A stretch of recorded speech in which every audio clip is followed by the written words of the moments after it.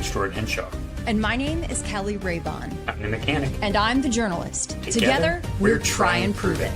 Someone has been charged with aggravated murder and is facing the death penalty, so we better figure it out, right? How do we tell the difference between an assertion that is true and an assertion that is false? You've got to start with all of the evidence, and you don't have all the evidence just yet. Okay, well, I have no idea. Whoever, but it's a dot. Where's the dot? Right there. Science is not absolute. It doesn't say this is what happened for sure. It says this is the best explanation we have. 3, start sequence.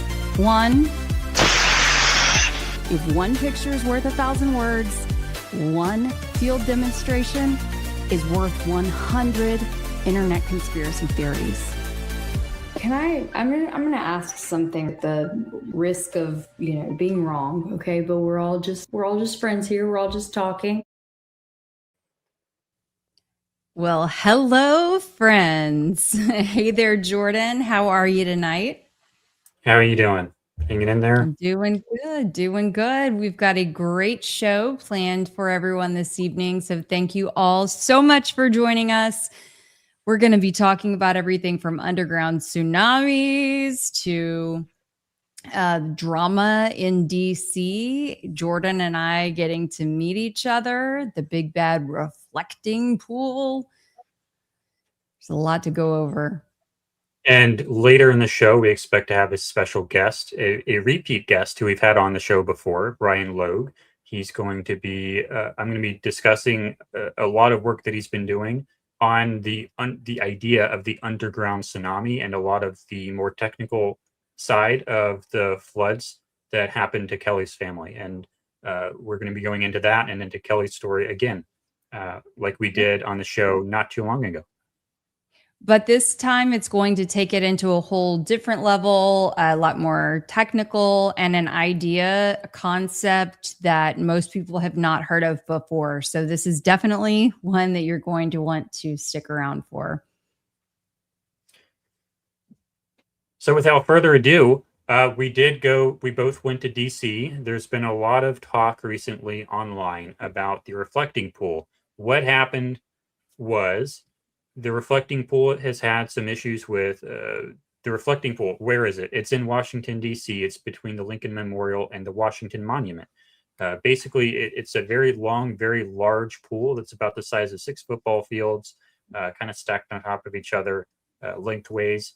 And what happened was it's been leaking a lot for a long time, and it's had algae problems for a really long time.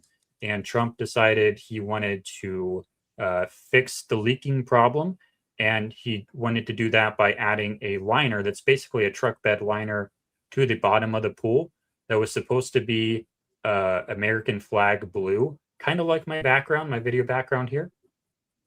So they did that, and it was a whole thing that kind of had a news cycle of its own. And 2 weeks later, the algae was absolutely horrible. The whole pool was basically completely green. And that took the news by storm. And you would think that would be the end of it. But what actually happened was the liner, it started peeling up, and chunks of it were floating in the pool. So this has been a condemnation of Donald Trump's legacy, of his character, of his presidency. It's a very visual indicator of, it's a very tangible, visible test or assessment of his competence to the average person. The typical thing that a president does in the day-to-day doesn't have a clear visual of how successful or not successful it was, but this is a very easy thing to see that is a clear failure, right, Kelly? Yeah, and it's a representative of American pride. And coming up on this 250th anniversary of our country, there has been so much hype about what's going on in DC, and Donald Trump has made it a huge priority to beautify the nation's capital. And but unfortunately, when a project like this turns out so poor so quickly, I think everyone, taxpayers are able to look at this with, a much closer eye and say, my goodness, a no bid contract, $15 million spent.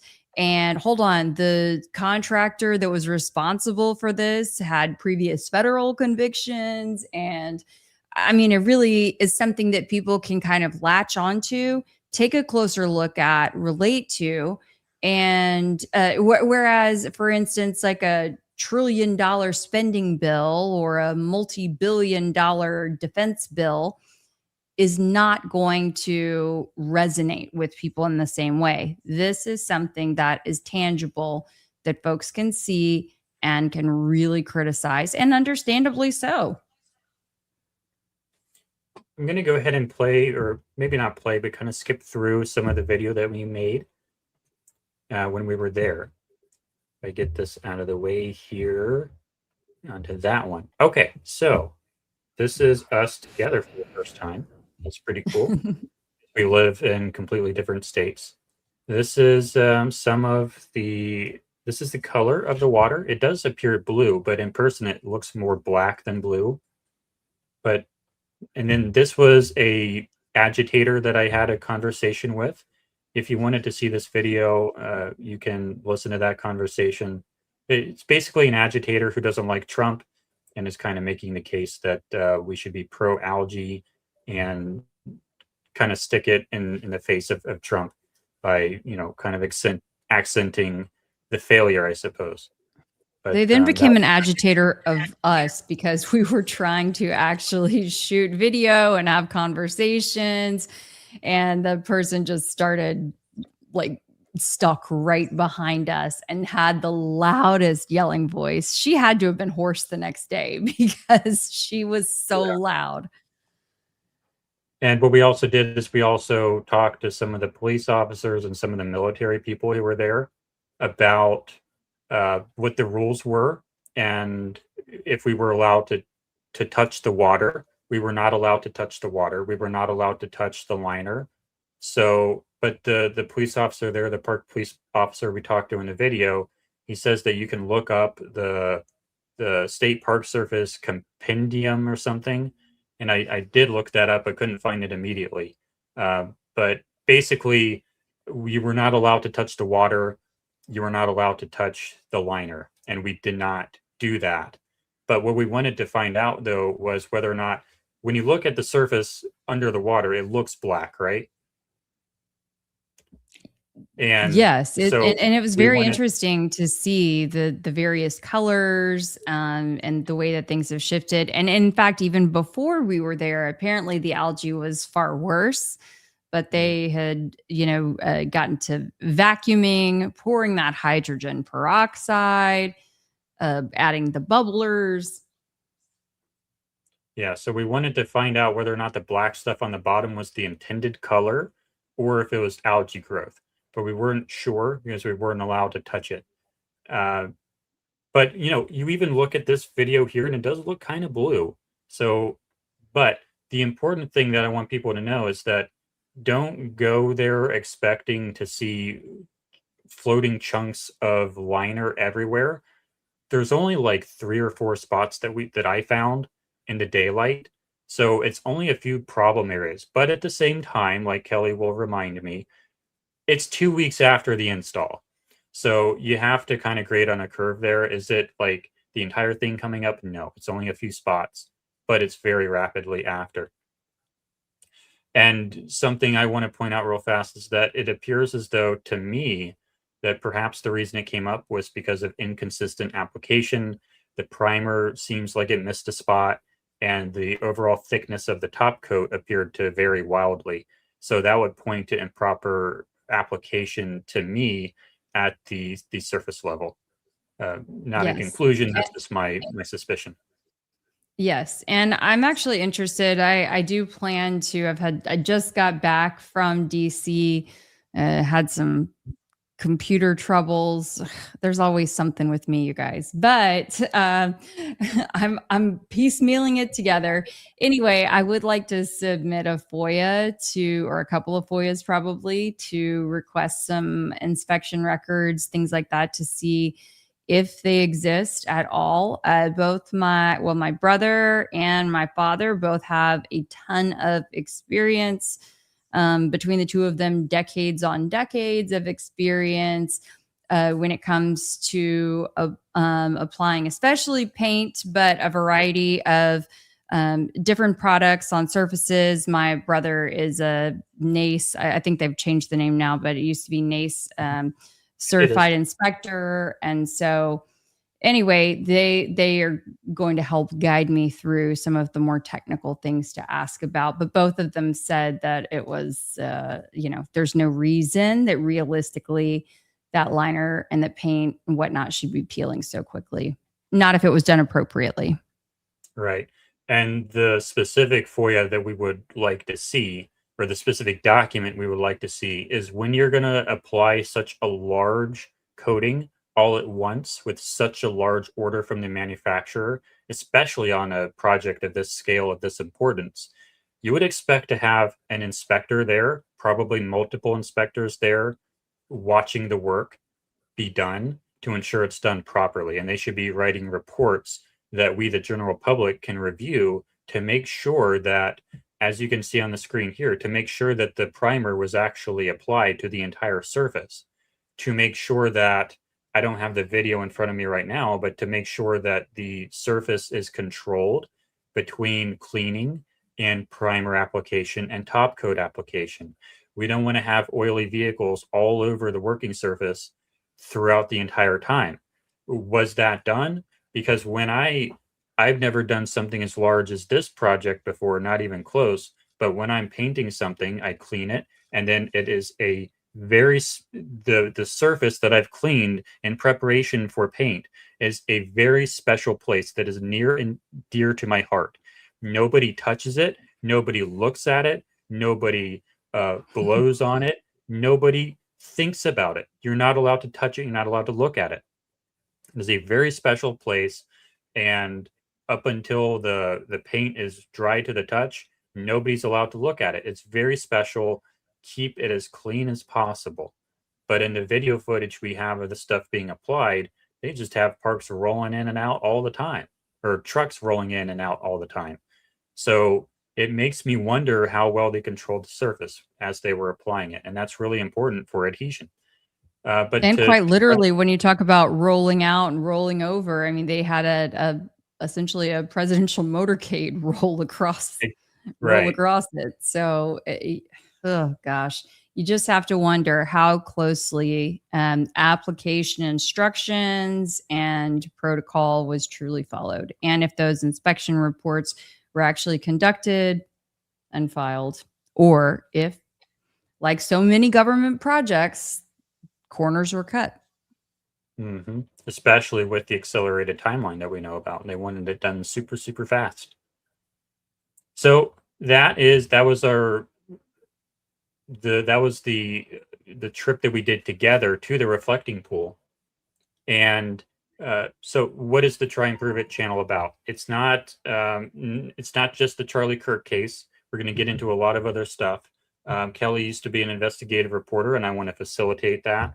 I certainly like investigating things as well, especially stuff like this that has a technical side and a contextual side, just like the Charlie Kirk case. We make a really good team on that type of reporting. So this is the kind of stuff we're going to be doing in the future, I think, right? Absolutely. I like that. Reminds me of the logo that we've created, the kind of the yin and the yang, but it fits together. I think it's very symbolic as to what our goals are for Try and Prove It. Do you want to tell us about the reason you were actually in DC? You weren't in DC. Yes. So I did not just travel to DC to go take a closer look at the reflecting pool for myself, although that literally was the very first thing that we did. My sons and I actually were invited with this group, nonprofit advocacy group called Extreme Weather Survivors. And we were invited to go lobby at the Hill, speak to some congressional members about the July 4th floods and our experience, and the way that we hope to see some improvement in different services moving forward, and just kind of share the stories of not only what we experienced, but those who we've met along the way throughout this healing process as well. So it's pretty cool. My boys have testified now in at the Texas state capitol, and they've now had an opportunity to literally get to meet with. They met with their Congresswoman Lizzie Fletcher. If we want to put up whenever you want, I can kind of point out some of the things that we did or people that we spoke with. Almost done here. Okay, awesome. So we met with our representative, Lizzie Fletcher. So that's in the bottom photo. She's there in the green suit. And then right above that, that's the Wait, kind of group from. So she's your state representative from your geographical region? She's yes, our U.S. representative, but from our district. Yes. Gotcha. Yep. And so, yep, that's Lizzie Fletcher. And then in the photo above that, that's the sort of Texas, we're not a delegation, but that's the group of folks who were there from Texas who met. All in all, it was about 60, I think 50 or 60 different survivors from across the nation, not just regarding floods, but also extreme heat, fires like the California fires from, almost 2 years ago, I think, or a year and a half ago, maybe. And let's see, also North Carolina floods and some hurricane survivors, and also extreme cold too. So yeah, representing a wide variety there. And then, oh my gosh, his name just slipped my mind. But on the far left side of the screen there, I think, is he a senator from New York? Oh, I cannot think. But anyway, we spent some time talking with him, y'all. I'm always so good with all of the politicians' names, and the name literally just slipped You might have did you text it to me yesterday? Slipped my mind. I don't think I mentioned his name to you yesterday. No. But it was interesting, from Texas. So we met with Senator Cornyn's office, but we did not meet with Senator John Cruz. Hickenlooper. Oh, Hickenlooper. No, we didn't get to speak with Hickenlooper. He was there in this group that we stood behind. We were on a bunch of the news stations and whatnot, but like standing in the background. Anyway. It was kind of neat, but it was really cool to see how kind the politicians, were to the boys, even without knowing what they were there for or who they were or anything like that. That was pretty cool. So it's nice to be able to get out there and use your voice to try to make a difference in the grand scheme of things. I always say that you gotta take a tragedy and try to make something good come of it. And in my mind, that comes through taking action, getting out there, sharing your story, and pushing for change for the future. Yes, I'm trying to find the PBS NewsHour. Is that what it was? This is a really gosh. Yeah. I see Elizabeth Minton had asked, how old are my boys? Brock, my youngest, he just turned 8 last week. So he is has just finished first grade. And then Braden, my oldest, he's 10. And so he's just finished 4th grade. I think I found it. Oh my gosh. Aha. Oh yeah. So we had Chuck Schumer there. We had Elizabeth Warren. We had this was something with all the Dems. But yeah, you see me standing over there in the back. And it was hot and you were dehydrated. It was very hot, and I'm probably looking down at some point because Brock was like laying on my feet. And I was worried that if the cameras by chance had taken a wide shot, they could have seen him laying on the ground. And so I thought, oh my gosh, this is going to be so embarrassing. So you know when to push and when to go. And at that point, it was time to go. Let me pull up this video you sent me. Oh yeah, one more little aspect of this trip, and then we'll keep it move on. moving. We do have Ryan in the studio now, and we're going to go to him next if he's available. Yes. Okay, so just to kind of set this up, the boys, I didn't tell them what we were actually going to look at. But in the background, you can see there is the U.S. Capitol, and here is a whole lot of artwork. And it turns out this piece right here, the dark blue, yep, that's the boys. That's Braden and Brock. And so this was part of what they called Stolen Summers exhibit. It was up in front of the Capitol for about, interestingly, right between where this exhibit is set up in the Capitol is the Capitol reflecting pool, not to be confused with the other reflecting pool along the Lincoln Memorial reflecting pool. Yes, thank you. But yeah, so that's the boys, and this is part of the Stolen Summers exhibit that extreme weather survivors had sort of taken around the country, exhibited around the nation. To raise awareness. And I will never hesitate to point out that if you are a young child or any person really, and you intended to reproduce this in real life, please don't.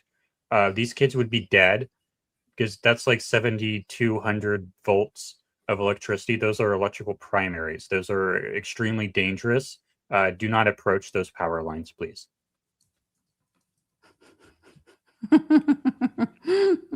Thank you, Jordan. Thank you. So anyway, it was really cool for the boys to get to. They had no idea that their piece was going to be on display, and it was really neat to see different observers come up and look at the piece, comment about it, and then realize that the boys who were there, depicted in the artwork, were then there in the flesh. It was pretty neat. And that was commissioned for you guys. It was, yes. Yeah. And the group, I say couple, but the pair, the duo that created that piece, their Instagram handle is Tape Art, TAPEART. And so the real piece that they made, it's wild. It's like 12 feet tall and literally made with tape. And they use a projector and, pretty neat process there. But we're very honored to be able to participate in this outreach. Is this it? Yep, that's it. That's pretty cool. It. So, we're going to go to Ryan pretty soon because he is waiting. Okay, I'm ready for him. Here it is. I found it. Oh. This is the mural version of it. Yes.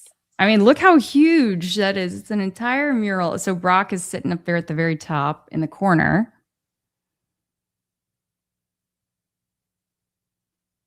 Is there audio on this? I feel like there probably is. There was. But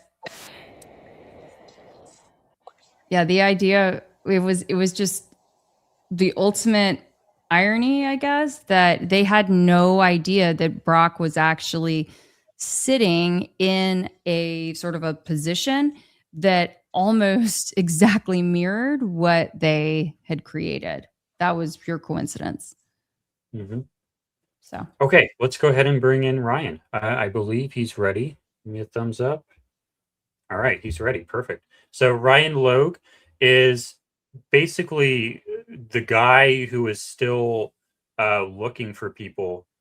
He's the search and rescue guy from the floods who is still doing not search and rescue, but he's the guy out in the river every day who's doing a lot of work almost a year after the floods. I have a tremendous amount of respect for him. doing that work and being the guy who actually goes and rescues people after the flooding that happened in Kerrville, North Carolina. So we're going to go ahead and bring him in here. Hey, Ryan, thanks for coming on. What's going on, bud? Good to see you guys. So we had a phone call 2-3 weeks ago, and we talked about some of the more technical aspects of the flooding and what may or may not have caused it. And we wanted to bring you back for another show because Kelly had some other stuff she wanted to share as well on the flooding. And you also gave me these wonderful AI summary reports that are very well put together. I know that some people think just press one button for like a sentence long prompt and it just gives you this stuff. But I know this took a long time to. I as Kelly knows a little bit, I'm AI is not exactly the thing that I was looking forward to in this world. But as I started gluing everything together that didn't make sense about it after I'd been on here, the last time I kind of sat there and I realized I was like, I really need to organize everything that goes on in my head. And so I bit the bullet and did, my, high perplexity AI, if you're probably watching me, but, I broke down and I got perplexity, and then I actually went and got all the other AIs I could and gave them all the same commands and gave them all the same information to go based off of, and then glued it into one to make it to where I felt like it was less bias.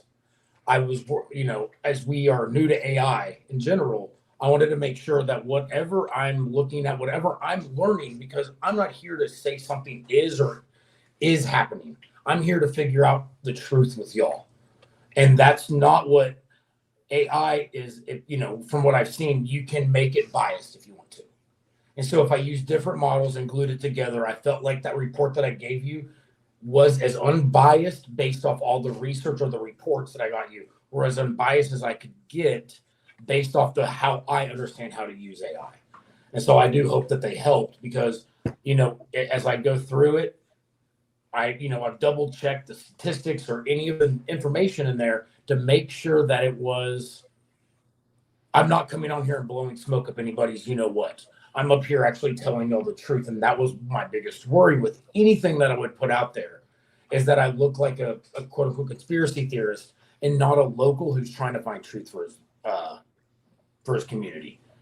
And, as I look at these reports, as I've been at the river until 30 minutes ago, so excuse the wait. But as I was kind of going back through it and all that too, we talked about a lot of things, but at the same time, I was definitely not prepared to talk about a lot of this stuff, which is, which is with the aquifer issue. However, it's within the concept of me really looking at this and believing within everything I have that this could have happened. But like that packet you've seen, I want to make sure that we all discuss this and we all see what this could possibly be. Mm-hmm. And as I read the report, there were two different reports he sent me, and then there was a third that I've not reviewed yet that was sent not a long time ago. So the purpose of the report, and I want to ask Kelly something when she comes back, but the purpose of the report is what happened in Kerrville almost a year ago. There was a massive flooding event that people might think, oh, it was just a normal flash flooding. It happens every 20 years or so when it gets really bad. It's happened before. It's going to happen again. It's a really big deal for people who were there, but it's not like a massive big. No, it actually was a massive big thing. And they know that it was a 500-year flood. So you're only going to have a flood that big every 500 years, but they don't even know that. It could be a 1,000-year flood. They don't even have the numbers to know that for sure. That's how big this flood was. So the question these reports are trying to answer or investigate is what caused it? Why was it so huge? That's and that's the question I think the community has in general. Is we've seen floods within, maybe not to this magnitude within our lifetime or within, our usable memory, if you will. But we've seen things within a variable of this that makes it to where, if you are one of those people that lives on the river, you enjoy crazy weather, whatever it is, you go back in time and you compare a 8-inch rain within a few hours compared to this. And then you look at the videos of what those two floods are, you're looking at something completely different. And that's where, without the concept of even knowing to look possibly below the ground as opposed to in the air, is where people in this community, and I think people in general around the country, don't understand that also can have an impact on a flood. I was completely unaware of that. Everything I've sent you is because it didn't make sense. And all of a sudden things started kind of getting glued together through all of this. Then there's a person within our community, Michaela, that has talked about it. And sometimes the messenger and the message kind of get mixed up with each other. But she's done an amazing job of bringing facts to the community. The problem is, though, we are still a traumatized community. So hearing the truth about this is very tough for some people. And I'm not saying that what's in these reports is true yet, because we don't have all the reports as we're going to talk about. But I can say that without those, we have a community that's trying to heal, but you can't heal until you know the truth. And without these reports, there is no truth to this community, truly. Kelly, do you want to talk about AI and how that can help us do the work that would typically take months to figure out when we have these really complicated ideas that we haven't figured out and we want to communicate these really complicated ideas? How can AI facilitate that? Sure.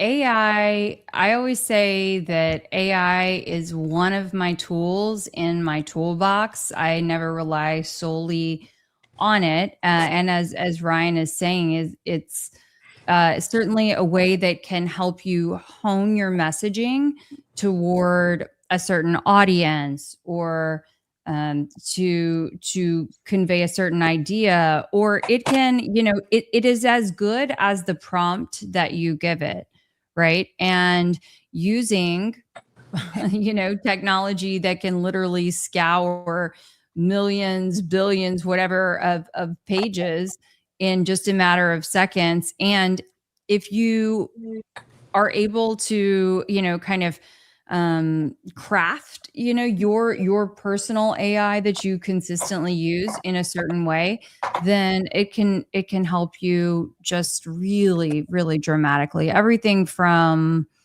the kinds of questions that you want to ask. I mean, you can play devil's advocate with your AI. It doesn't just have to give you exactly what you're looking for. You can ask it to, punch every single hole in your argument. And that's what I tried to make it do here. Like, as you're saying this, like, as I'm looking at it, like, I realized how much I've changed this, because I made it take information out because I couldn't find its verification for it.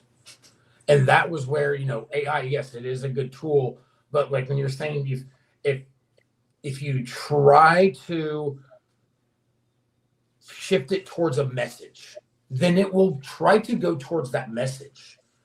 And that was the last thing that I wanted it to do for this.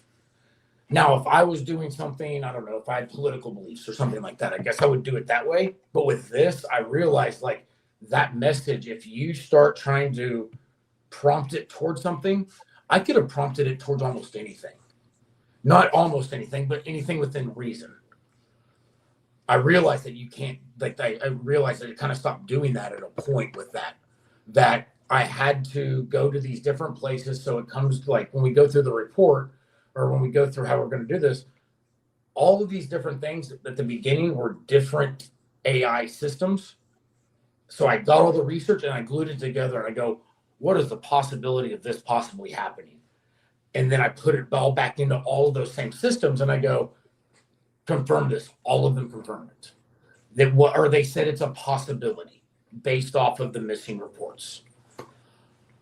My biggest, not fear, but what I never want to be is an advocate for something that's not true about this flood. We've seen so much disinformation and misinformation, and how they're attacking Camp Mystic when Camp La Junta based off the timing and stuff, did way worse of a response than Camp Mystic did. We've had so much disinformation that I'm not going to come onto a podcast, and I want to make sure that what I'm putting or what I sent y'all has all the truth in it. It may even be missing some, but at least it has it in there. The objective is to prevent it from happening again. And if we have bias, then that doesn't help. 100% what it is. Yeah. And it is. Yep, Go ahead. No. Well, I was just going to say it's worth noting that, the last time I had said, Ryan, I'm gonna say this because, I don't live in the community. And so I don't have to worry about seeing this person at the grocery store or getting side-eyed, at the gas station by someone who's going to be upset. Because you guys have to remember, while it was a huge tragedy, it is a small community in the grand scheme of things, right? And so Ryan has to live next to all of these people. So I think that for him to stick his neck out and talk about something that does make people feel uncomfortable, I would say is, it's a big deal. As you know, a bit of my history, Kelly, that's a hard part of what I'm doing right now is being somebody that could actually say something controversial. However, I don't know if I've sent y'all this, but our city, and this is something y'all may want to see if y'all can Google when you're doing it on the side or whatever y'all do, is the city actually implemented and voted into a pipeline that's going to be put in that now is going to run our sewage water, our treated sewage water, over to a creek in the middle of town that runs into the lake in the middle of town. That's right above where we get our drinking water from. And that's part of this report. Then but yes, the reason that now the reason I was saying that though is because I'm not worried about what people think anymore. Like the first time I was on here, I was a little worried about it, to be honest with you. Since that last time I was on the show, there's been a lot of things that have happened within the community to where that fear is not nearly as prevalent. So I'm ready to make sure that the truth is coming out. Well, let's go for it. Okay. Yeah. So as I read your report, I'm thinking about how do we explain, do we have that? I want to pull up that video so I can sort of show what we're trying to explain. That's exactly what I was thinking, Jordan. Yeah. I can effort that real quick. The objective, but I think for the folks who have not heard, about not only just this concept, but can you just kind of briefly and succinctly, Ryan, lay out, what happened on July 4th? Yeah. So in those early hours. So July 4th, obviously, we had the massive flood in Kirk County, up along in between the south and north. So the Guadalupe River, up near Hunt, Texas, or in the middle of Hunt, Texas, veers to the right and to the left, if you want to call it that way, and it goes to the North and South Fork. In between the North and South Fork is, I believe, if I remember right, 200,000 acres of hillsides that all feed into the North and South Fork. A majority of it feeds into the South Fork, and where that rain sat for, apparently, from what I've seen on the reports, a couple of hours, most of that fed into the South Fork. Apparently, it was upwards to 18 inches of rain. However, most reports that actually have come out officially, from what I understand, are 12 inches. During that time, that was about 1 in the morning that began. Between that time and 6 in the morning, the river changed from, I believe it was 500 cubic feet per second up to 950,000. If I'm saying this correctly, because I'm not looking exactly at my numbers right here. The problem, and so I say that, and so what happened is that, Camp Mystic, so the water came down, it rose. What they report is upwards to 40 feet. Officials reports say 20-something feet. There are areas where there's groups like Rampart Vigilance that, are still out there doing God's work that have seen it, that it is that there are areas where it's 90, 100 feet up. And there are areas where water has come up over the hillsides as opposed to just through the creeks. That water came down and created a 14-foot surge somehow. And that is where Camp Mystic ended up losing those children, because they were taking care of kayaks when they would have figured they had multiple hours until the water would have risen that much, when all of a sudden they were given minutes, if not seconds, to do what they should have been able to do in hours. And I'm sorry, I'm about to tear up a little bit. And so when this happened, but I was in center point, the water flow, there was all the variables we talked about last time. And from the very beginning, I began questioning what actually happened. We lost 100 in there. They talk about we have lost 119 people from our community, from the state, from the country, from the world in this flood, specifically in Kerr County. 27 of those being campers and counselors from Camp Mystic, one being Dick Eastland, the director, the man who was the heart of that camp, passed away in this too. If he knew it was coming, he wouldn't have done what he did at that moment. He would have done something different, because he would have known that this was coming. He didn't know that. What the disaster of this flood was intense, yes. But there was more to it, I've always felt like, than this. And that's what this report is me not saying that this is exactly what happened or it was. This is me trying to sleep better at night. Me being able to talk about this to other people. Like, I didn't make this to try to prove a point. I wanted this report so that we could all try to either disprove it together or prove it together. Because otherwise, I have a community that, I don't represent. I'm just a dude that lives on Leland. I'm nobody. But at the same time, if I can tell people that, what, this is really what it is, and that we can make this stop by making the city stop pumping water into an aquifer system, then we can stop doing it. Yeah. Let's Jordan, get it. do you want to roll that video so that way folks can see just a quick clip of what this kind of looked like when everything started rolling in? So this is what we're trying to explain. It starts out like, if you go back even further, there you go. So that right there is the beginning of this. So they talk about 3 surges, and this is in center point. So this is where I was at. So these are one of the 3 surges. This is surge number probably 2 or 1, and you see that's about what 18 inches right there. now That's approximate about what that lift looks like. The reports are that it is there was a 14-foot wave behind that in the Mystic area. Could you show, Jordan, just show that, because it is just so dramatic when at the very beginning, when that wave just initially comes through. it looks like a tsunami wave almost. And that's, as we will talk about through the report, a tsunami wave is through pressure that's being exerted through the ground because of a seismic event, if you will. It's a force of energy that comes up through the ground and presses water up. That's exactly what that looks like, and that's what, as we go through this report, that's what could really easily cause something exactly like that. And we're going to get into some of the technical aspects of this, like the ASR system, the Trinity Aquifer. But first, we want to set this context of what we're trying to explain here.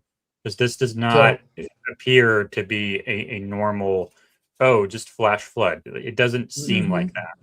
No. And we can link this video afterward because I know a lot of people get very curious about this video. What's so interesting, one of the other things that's very interesting about it is that this person was rolling the entire time. There are no breaks in recording. It's not sped up. It's very dramatic. And then you see how it takes down trees. I mean, you guys, it takes down trees like child's play. And to put this into context too, this is at the center point. This is the bridge at Center Point. Center Point is 13 miles from town, plus another 6 miles to Kirk Ingram, plus another.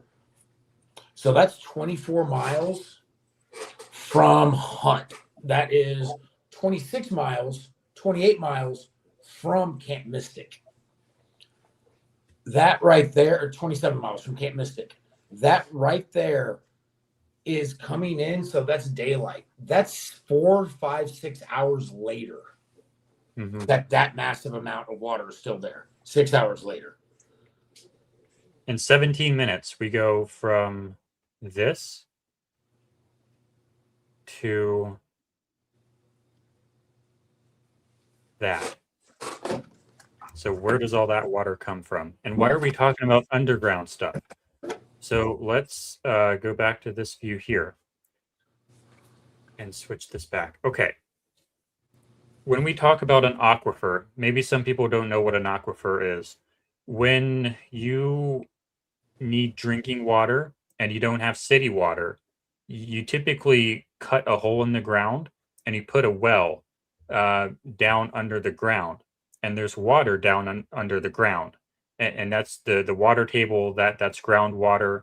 Would it be correct to say that that's basically what an aquifer is? It's just a large aquifers are an underground series of caves or rivers and streams that are just underground. Most of our rivers and our lakes, for the most part, in this world, are above ground aquifers. They're where the aquifer enters into the ground, or becomes ground level.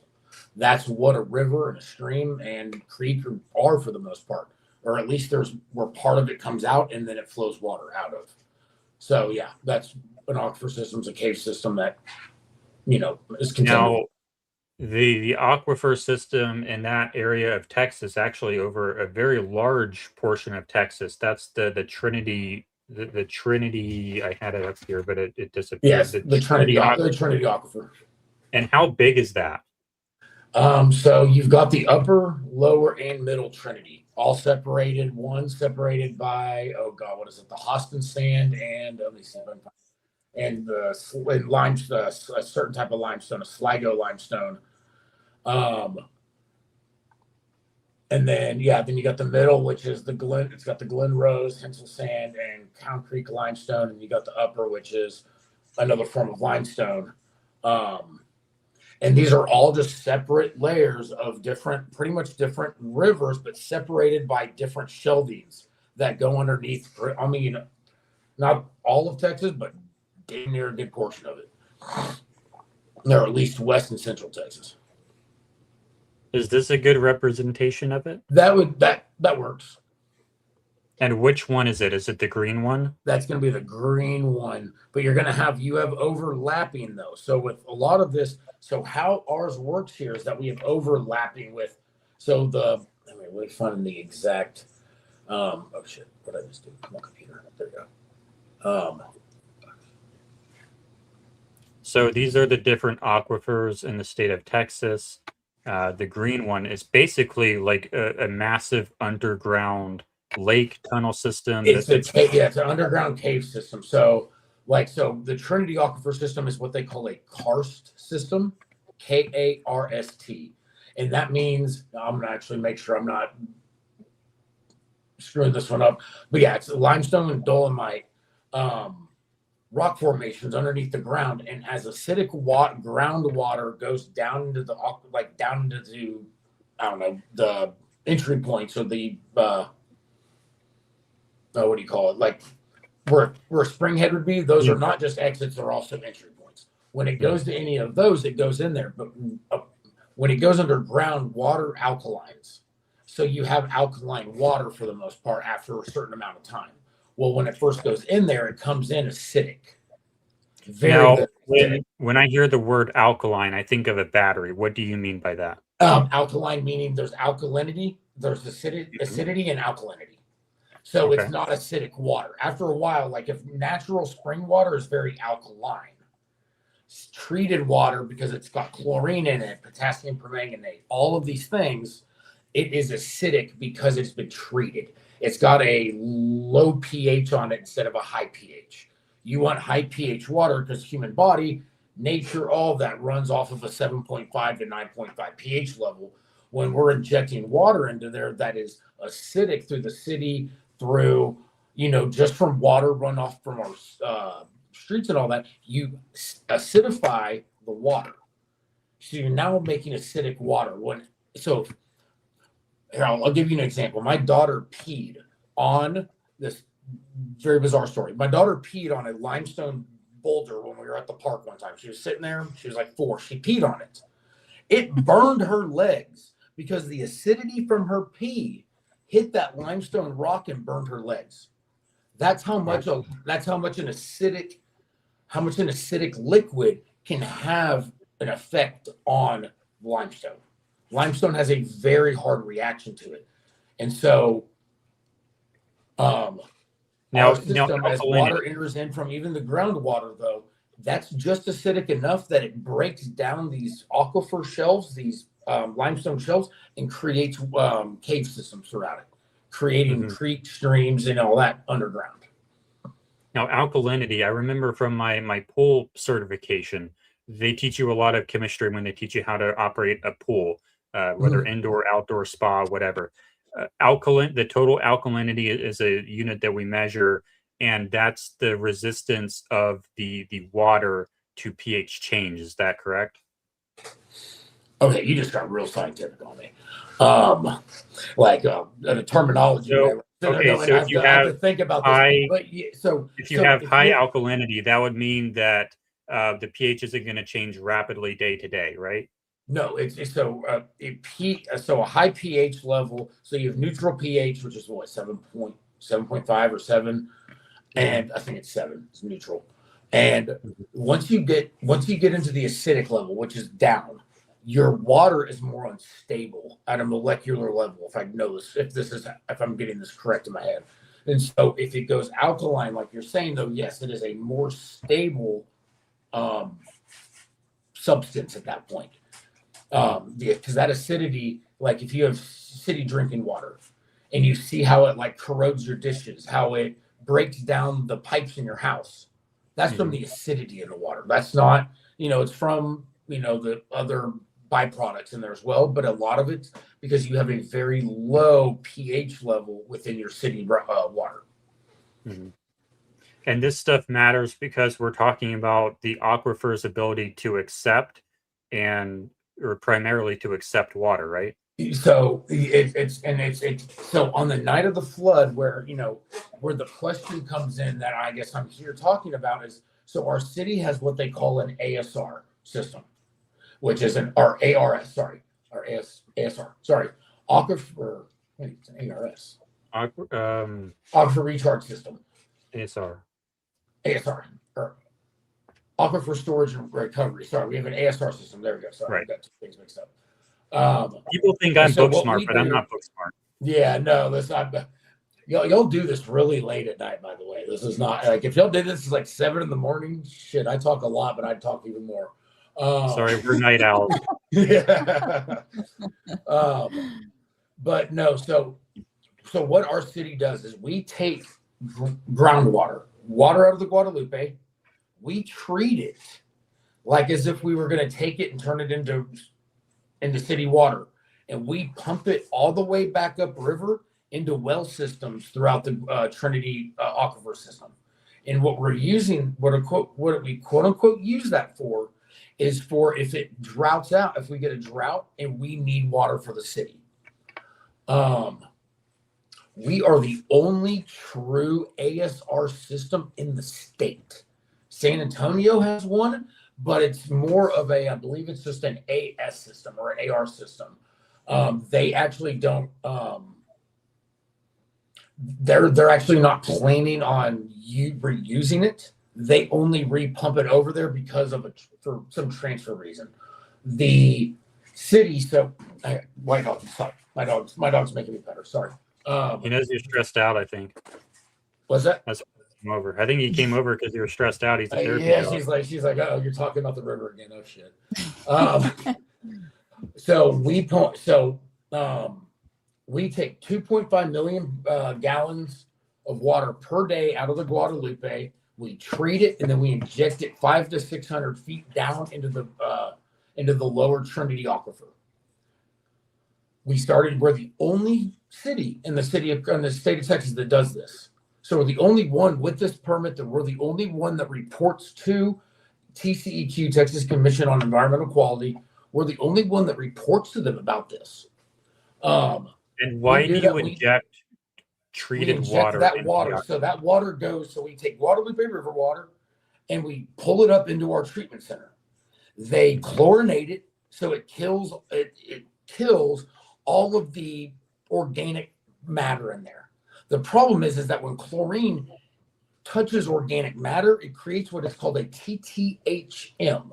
And I gotta find the what that actually is, the What the acronym is. Yeah, what that stands for, because I don't want to break that one up. So when you go to the pool and you smell the pool THM, smell, the chlorine smell, I think that's what that is. That's the So that's chlorine. that chlorine smell. So when chlorine hits, so when you pump in water from a river, you filter it through so you get out all the organic matter. You still have organic matter in there at a molecular level. When that chlorine hits that molecular level, it creates, here it is, a THM, which is a trihalomethane. Trihalomethanes and HAAs, which is a haloacetic acid. I got to get better at these things. But EPA's guidelines explicitly warn that an ASR operation with soluble organic matter should be removed from the injectate before the disinfection. There is no way that if we're using a water source that has organic matter in it, there's no way to guarantee that water has no organic matter in it. You can't filter all organic matter out of water. Like, I mean, you can distill it, but you'd have a whole nother operation going on. And I can bring this back to what we were talking about earlier in the show with the reflecting pool before Ryan came on. They're pumping water into the reflecting pool that I believe was straight from the Potomac, and they don't chlorinate it. So there's a lot of organic matter in there that causes algae. Yes, 100%. And that's where, and the thing is too, is that if you pump water and that's organic and then you treat it like we're just talking about now, that's where they're going to run into issues too. You can't just you can't take river water and just pump chlorine into it, because then you get a different reaction. You're getting different microorganisms that you're creating, that even though it's an inorganic matter mixing with an organic matter, you still get an organic or a semi-synthetic or semi-organic compound that once it gets put underground grows. Like, it doesn't completely go away. It doesn't just create an organism that just, it's one part of it and then it goes no more. They're very similar from all my research to like a mold, a mildew, what do you want to call it? Fungus, where it's like dark and humidity make it grow. Well, what is an aquifer system? Exactly that. Mm-hmm. So when we talk about the relationship between this stuff and the flood, what we're talking about is when it rains, from the sky, when rain comes down from the sky, the water has to go somewhere. Where it would naturally go is underground into these aquifers. So if we don't want to cause flash flooding, we want to make sure that the pathway from the surface, from the ground to the aquifer is unobstructed. So what impact does this discussion have on that pathway from the top level of the ground into the aquifer? So that's exactly why, I don't know. That's exactly why I have all of these questions, is kind of what you asked. So if you go into the reporting on here, let me go to this real quick. Here, let me send this to you real quick. So I have one too. It's a breakdown of the reports truly needed. So when we pump this water in from the city's treat, when the city treats this water and they pump it up into this aquifer system, it goes down into the aquifer system. Well, when that chlorinated water that's acidic mixes with these or with this organic matter, like I was saying, it can grow, it can actually multiply. Like it doesn't just go stale underwater. What's happening here possibly is that it has now clogged certain areas where this water that once flowed through normally. It is now clogged up. Now there are areas being built up, and they have now created more pressure within this aquifer system to where water that was coming out of the sky had nowhere to go, so it had to run off into that river. It could not. So in a karstic system, anywhere from 4 to 12%, I believe it is, of the water can flow down and then enter the aquifer system. None of that, if the numbers are correct and from the missing reports that we have, if those numbers are correct, then we are missing. Then there was nowhere for the water to go. So 13% more water would have had nowhere to go. What impact? Can you explain that part just one more time, just to make sure that because that sounds like a significant amount, and I just want to make sure that it like hits. Yeah, I'm not a scientist, so that's where it's like the hardest part is me putting this into terms where it's easily available to my brain. Okay, so when we pump that water into this aquifer system, it goes in, and we have a certain amount of pressure that aquifer can hold. There's a certain amount of water and a certain amount of pressure. The day before, on July 3rd, before they stopped reporting on that aquifer, we had pumped in it was holding the most water it had ever held in its entirety, which was 1.03 billion gallons. That was the night before the flood. So the morning of the flood, when that happened, there was nowhere for that water to go. If in a karstic, what do you call it? In a karstic aquifer system, it has a lot of entry points, but it has a lot of exit points. So you have in and out. This had nowhere to go because it had nowhere to come. It was all, if it came in, there was nowhere for it to go out of because it was already getting pushed out. When we talk about this inland tsunami part, so if this was to happen, and I'm saying if this was to happen, when that water is trying to push into these aquifers, into these springs, it's going to put pressure on shelving that is already being broken down by acidic water. It is malleable at this point. It is, or what's the word I'm looking for? Not malleable. It's permeable. There we go. God, I sound like a scientist.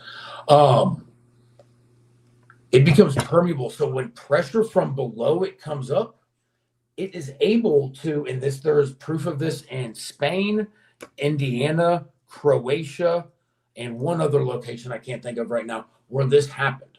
And there was so much pressure within this karstic system that it ends up bowing out the shelving of the top layer of the aquifer, which would, in this case, be the Guadalupe River. Do you know why the aquifer was so full at that time? That is, so there are, I think it's about 6 reports. Really, no, it's more than that. It's, 6 reports that the city has not filed, or the state has not received. One being, one of them is here it is right here. The ASR system operator daily log, which would have the injection, include the injection volumes of every day, the injection pressures of every day, the flow rates, any equipment anomalies, operator notes, and any deviations from normal operating parameters. This is like a normal file that you would have, and that would be available to the state and would have been given. It's never been released. So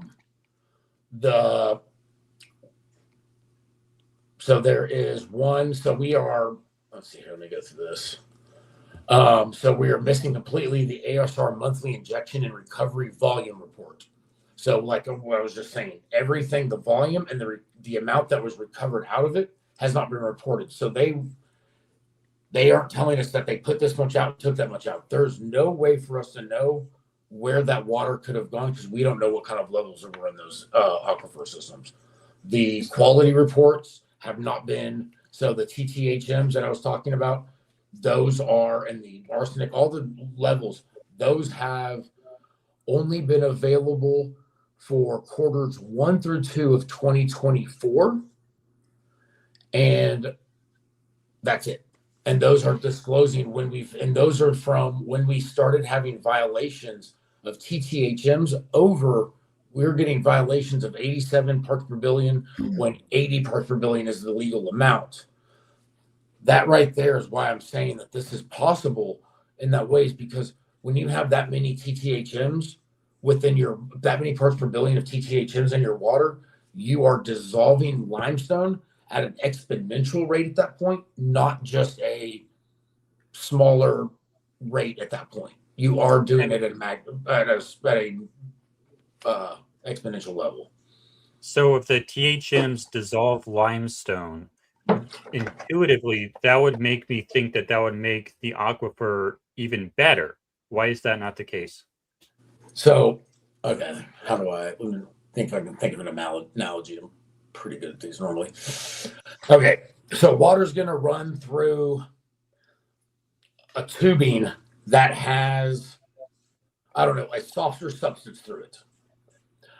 If it runs through that softer, just a pipe, and if he keeps running through that softer substance, that stuff is going to start breaking up. Let's say you put hot water through it, just like an oil, it breaks it up. Well, we're going to use the hot water as the analogy towards the acidic water. So if you have a clogged pipe and you start breaking it out slowly with hot water, you can do that same thing with acidic water. However, when you start breaking up, it creates mush. It's not just breaking it up and it not dissolving, and it's also growing, because TTHMs are organic compounds that grow. So you're not just breaking something down, you're creating a sludge that now can get caught up on rocks and grows, and then begins to harden, because if it dries out, then you are now creating a new impermeable wall, if you will. Mm-hmm. So the chemical breakdown that happens as a result of the THMs effectively decreases the permeability of the aquifer. Yes, and so all of a sudden now you've got flow rates going through one cave system that were giving water to certain areas, and now they're clogged up, and so now these certain cave systems are empty, and you're now directing water into other cave systems that are not as full. These limestone walls across these different aquifer systems, they're not stable. That's why there is limits in which you can pump the water and the pressure into it, is that there is a limit in which they can hold. And they are now, and what I believe happened, or possibly could have, I'm not saying believe, what possibly could have happened was that they overpressurized this. They had nowhere to go. And, we'll go into, we'll have to read it together. But I have a question. Yeah. You say pressurize it. Fluid cannot be compressed. So my question is, and pressure. So the air in the aquifer is pressurized. Why does the air not escape through the permeability of the stone? Because it is contained. From how I understand this, it is contained. But they still can pressurize it because it has to. So even though there isn't an ability to pressurize it with water because of, there's least resistance and all that, you still are going to have holding wells. There are areas where there are caves. There's no exit for any of this stuff. There are areas. It's not all of it, because if you have flowing water, obviously that's not a cave. That is part of the creeking or river systems under the ground. But when you have these caves that are completely enclosed in, once they start breaking apart is when they start affecting other well system parts to it too. Mm-hmm. It's hard.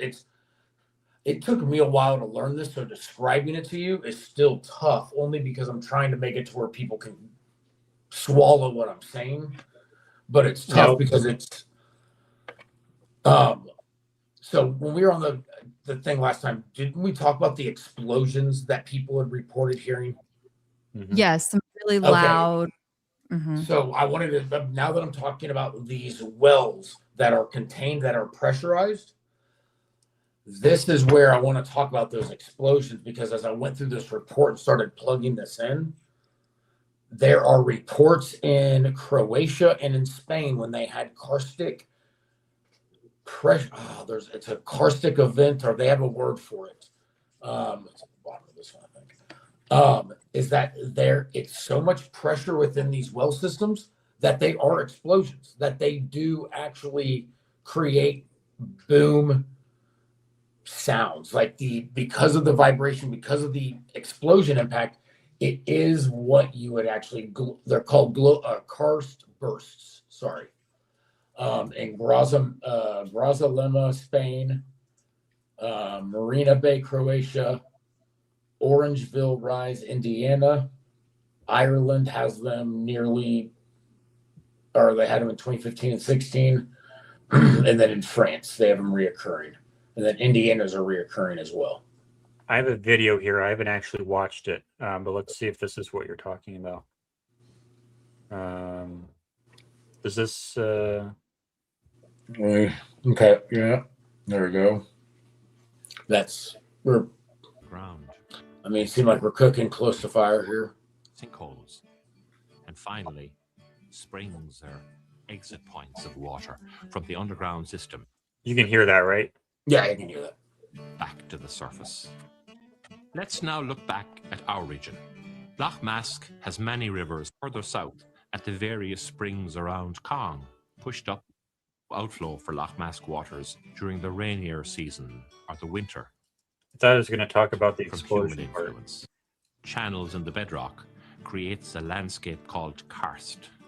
This landscape gives rise to unique features such as swallow holes, which are formed where surface water goes underground, caves, and underground galleries, which are openings carved by moving water underground. So the explosion happens when this area pressurizes, and then I guess it kind of like almost volcanoes out the top. It shifts, so it's almost a seismic, from how I understand it. Like I said, I'm not obviously a geologist or whatever the shit it is, but it is a seismic shift that gets created within that pressurization. So so limestone's not a very dense rock. It's very clay-like, very permeable, it moves. It can shift. If that was able to over pressurize and shift, it would give out, which would then, yes, as at least from how I understand it, as the air and everything pocketed back into these different cave systems, and it wouldn't just happen in one, it would happen in multiple of these smaller caves, at least from how I understand it through this, is that when you do that, you would hear multiple booms because they all start collapsing in on each other. I tried to find video on it. I've done enough research so I get tired and I'd rather be in the river. So I haven't found any, but I'm sure y'all are pretty good at this. So, Kelly, so we were supposed to look up. What's that? Yeah. What are we supposed to look up?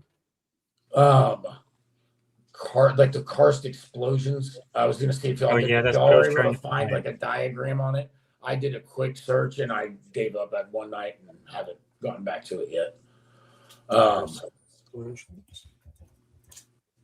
I did see a question in the chat regarding, so people thought that they heard explosions, and Ryan, I'm sure you have a lot of insight on this, but I know from the many folks that I've talked to, including my 2 kids that were there, they felt like the thunder booms that they heard were louder than anything that they had ever heard before.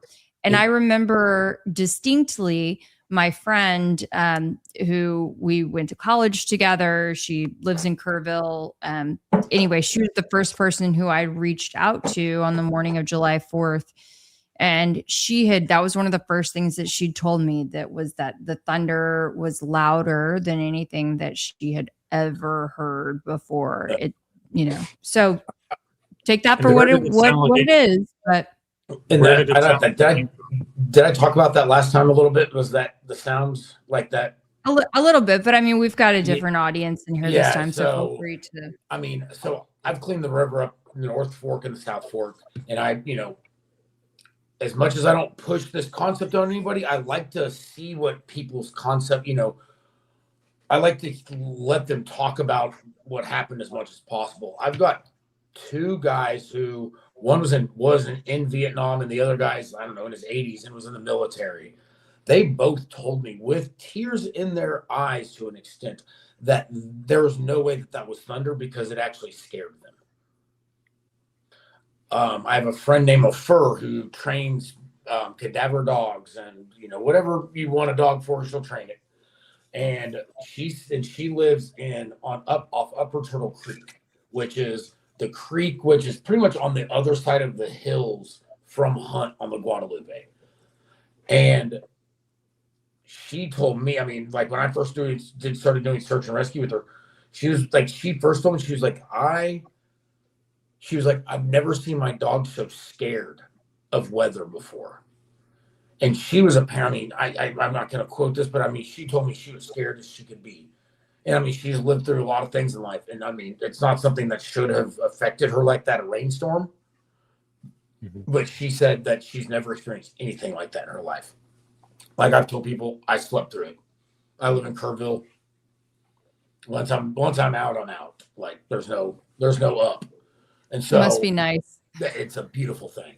And yeah, but no, the people that I've talked to, there's a guy I think listening possibly named Camden.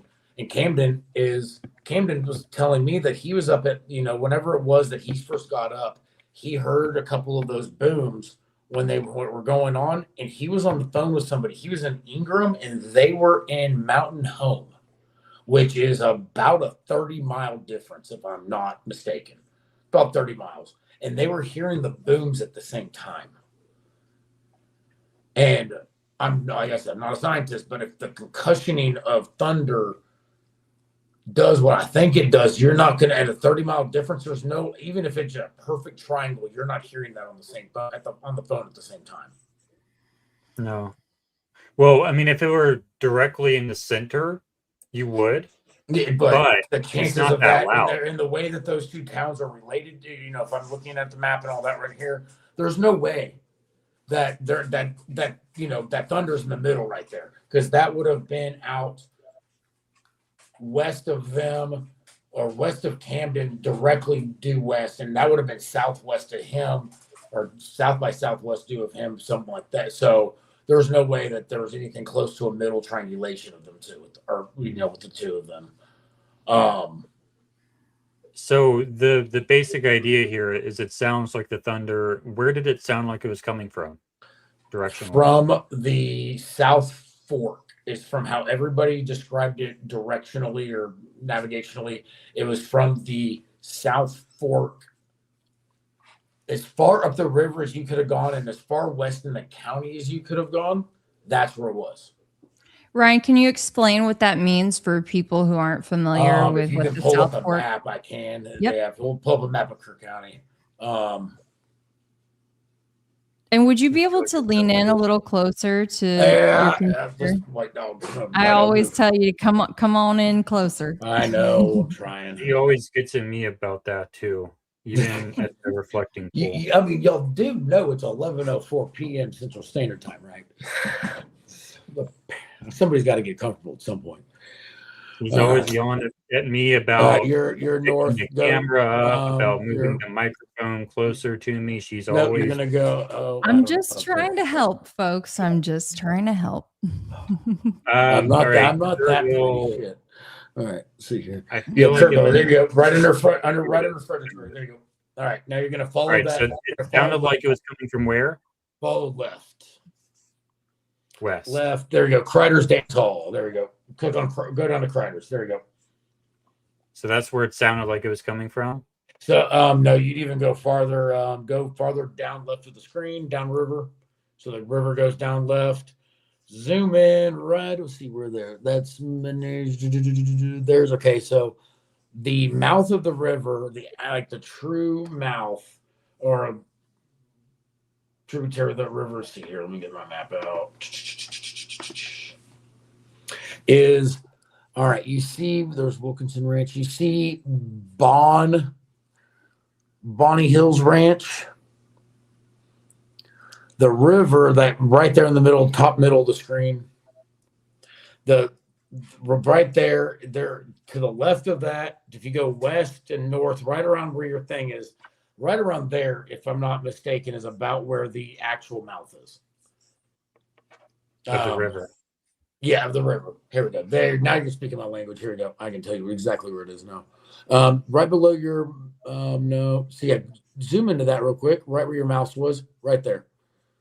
Nope, that's not it. Okay. Zoom out real quick. Now you're gonna see, where is that?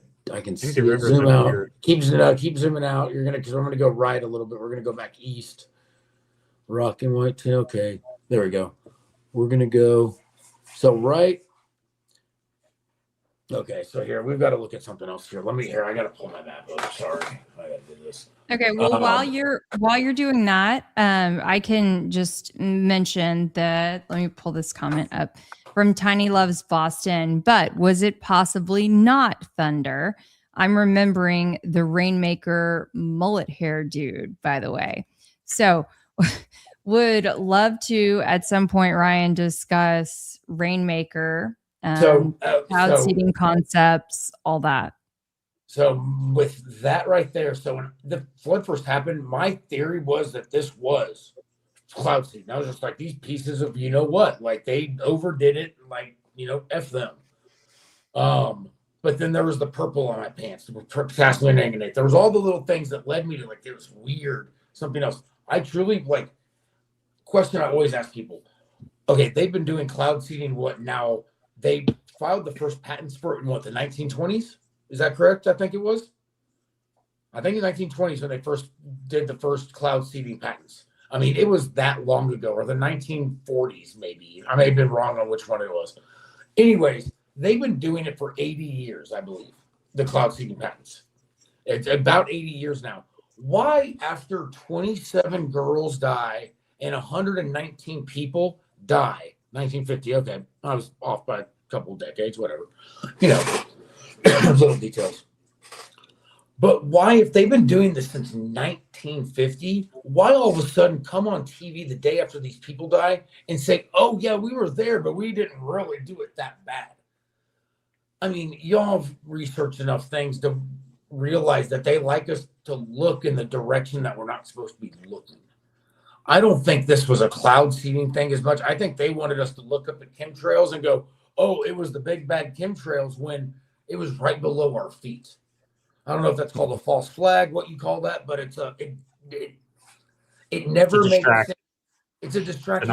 Why when I'm out it's like field. George Zen. It yes. throw up something. Yes. Looky here. I did it.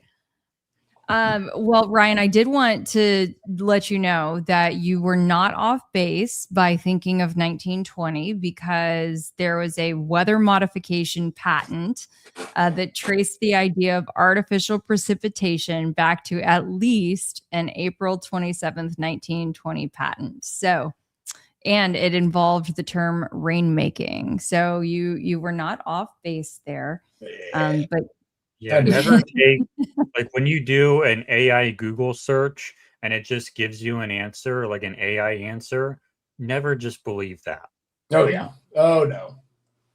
So, yeah. Oh, did they change this? No way. But I do want to also mention that it was quite suspicious to me. Y'all know I don't think I'm a conspiracy theorist. I think I'm a critical thinker. Okay. The important distinction there. But it is very interesting to me that Sean Ryan, big podcaster, sort of CIA contractor aligned guy, okay, had on Rainmaker, CEO. For people who don't know, what's Rainmaker? It is a cloud seeding company. Okay. Okay. So had on the CEO of Rainmaker in, I believe it was June, just a few weeks before the July 4th incident. Okay. So I see a lot of parallels. I'm just going to throw this out there with this guy and the guests that he has on and news events, predictive programming, and then also trying to adjust the narrative after. I'm just going to throw that out there because y'all know No, I think it I, and I say it, but it comes with research too. I never believed that this I thought honestly would have thought it would have been cloud seeding until I heard that they talked about it, and then my little spidey senses go, no, you wouldn't talk about this after 130 people at that point were missing and all that. Like, you just don't do that. And Yeah. I don't know. That's why it's like, did it play a cause in it? I do believe weather modification, yes, is how they directed and made that storm sit on it. Am I wrong? Maybe. I don't know. Do I believe that in my heart? A little bit. I do. If you watch this Doppler on it that night, and you watch how it vibrates, how it does all these things, that's because of frequency signals that they can send from those radar systems, those Doppler systems. If you look at the weather modification actual patents and how they have made these, how they do this, that's all it is. They can send those frequency and vibrate these clouds into one position for a certain amount of time if they want to. I mean, that's not me watching too much Twitter. That's me actually reading their patents. And so that's where it's, I do believe it had something to do with how much rain we got, but we can get that much rain. Yep. As I just have to call out, Sean in 1985 says, but they're also known to say it right in front of our faces without saying it. Well, that's And why. That's why I wanted to make sure that I made mention of I'm not that saying that it didn't have pattern. nothing to do with it. I mean, obviously, if you watch the video, if you watch the Doppler and you watch it frame by frame, either they were sending serious frequency vibration signals into it, or they added it in there, or it was implanted into the database. And to say that there was 18 to say that there was 18 inches and there may have not have been. Like I said, I'm not here to say any of those things. I'm just saying that I did have a part in it. I just don't think it had there was no way with the ability to how much rain and how much of a surge we got that it was just purely from that little bit, not little bit, but that one rain source. Because we've seen 8-10 inches around here. We've seen it. It didn't do that. Mm-hmm. And what Emily L. in SC is saying, I think they did both, and what they sprayed enhanced the frequency. Well, and so when you put heavy, so all of the things that they spray into chemtrails, they're heavy metals, barium, all the things.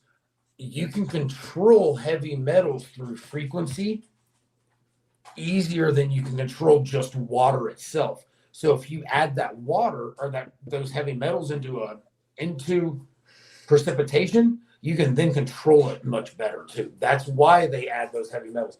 Not just because it makes it coagulate and fall easier. It's also because it's easier for them to control through their vibrational systems, if you will. Mm-hmm. Ryan, do you think do you think sort of made painted the picture, I guess, of what all you feel may have happened, may have led up, based on your information thus far? Are there any pieces to this that we have? I know it's a voluminous amount of research and whatnot that you've done. I just want to make sure that we're painting the picture for the audience as best as possible. White dog. So here's the biggest thing is that I'll just go from a blank slate on my brain on this. White dog, move back. White dog. Sorry, my dog's white. That's her name.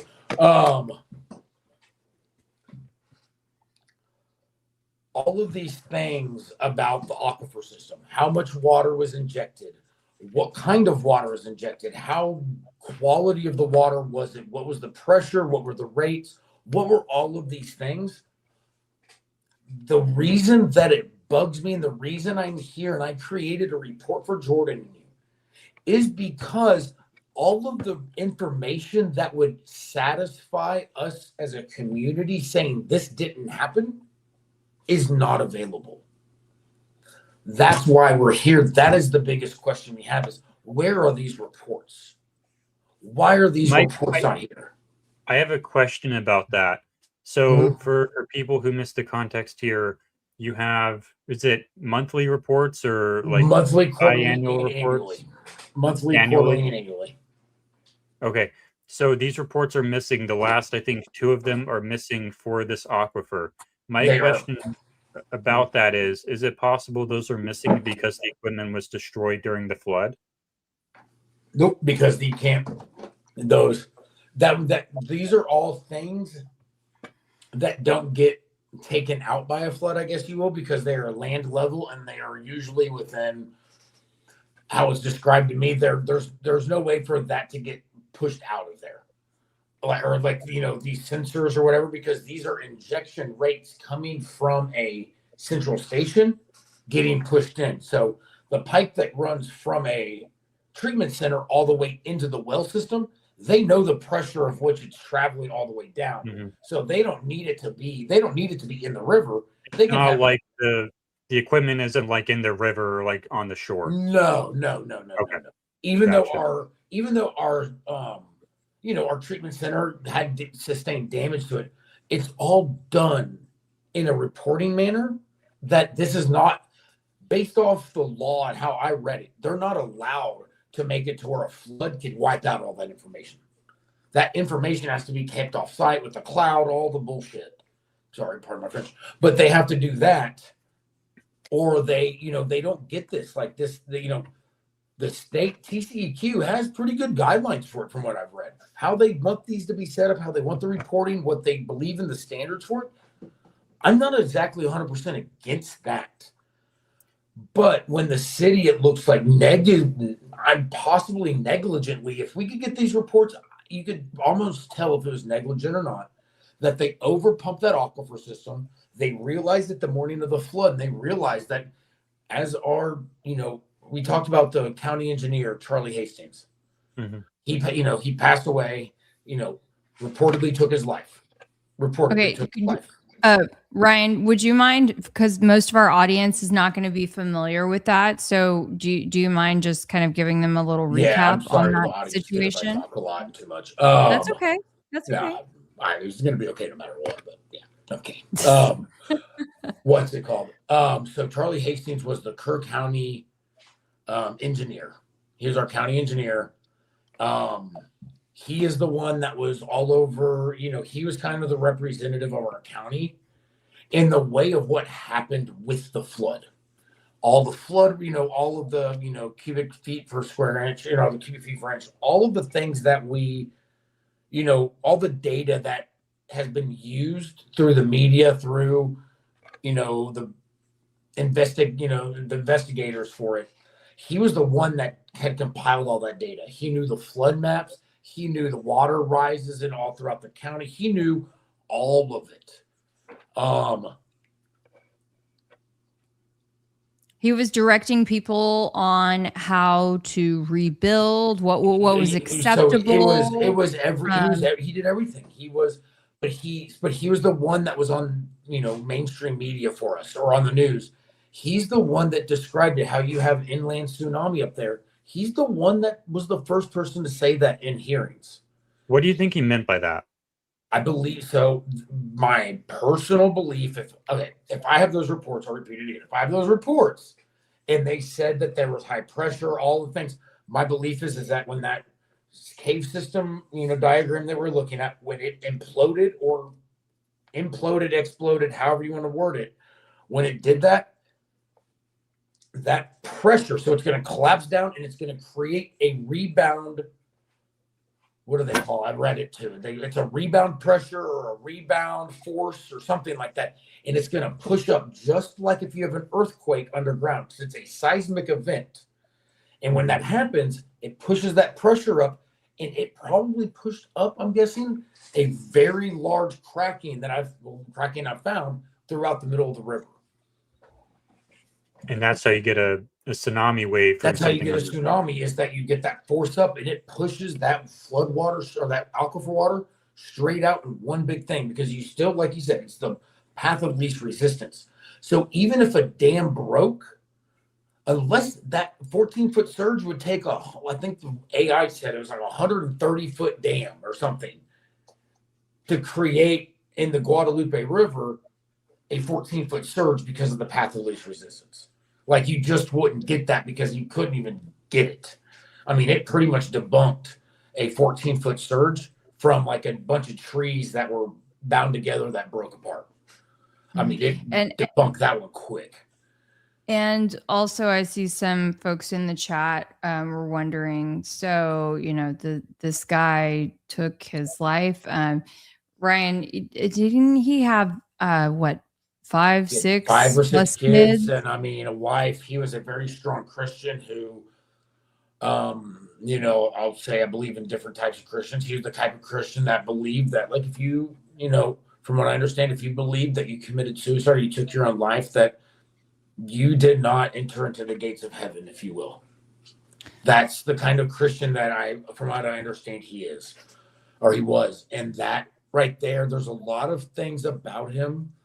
He's the kind of guy that even through all this, he was giving everybody hugs. Like, if you talked to him down by the river and he saw you while you were searching or doing whatever, and he saw that you're having a hard time, he prayed over you.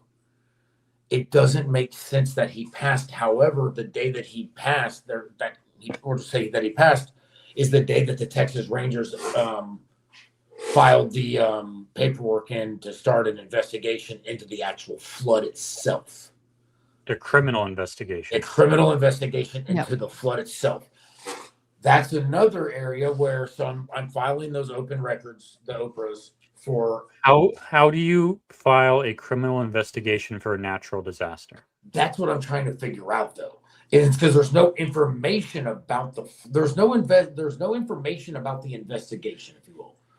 So that's what I'm trying to figure out, is where the believe are they, like, what are they like? Because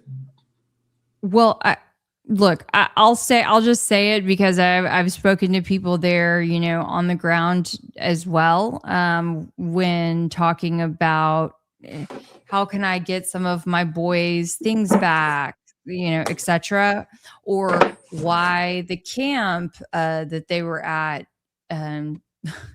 bulldozed the cabins down, for instance, that Brock was in within 36 hours of the floodwaters clearing. People said, well, if there's no evidence left, then it makes it harder to prosecute. So when you speak to the criminal thing, I'll just say real fast that when you speak to the criminal thing, I think it's discussing the idea or centering on the idea of negligence or intentional willfulness to just look the other way and not do things that were supposed to be done. Can you tell me about the NDAs and the secrecy around some of the inspectors and stuff? So there were divers. So the big thing is that there were divers within that I know from, well, I'm friends with now, who signed NDAs to dive upriver of Mystic and pulled over 150 bodies out of the river. Men, women, and children. Apparently, they were being trafficked from a ranch up there. That's about as much as I will talk about that for my safety, I think. Okay.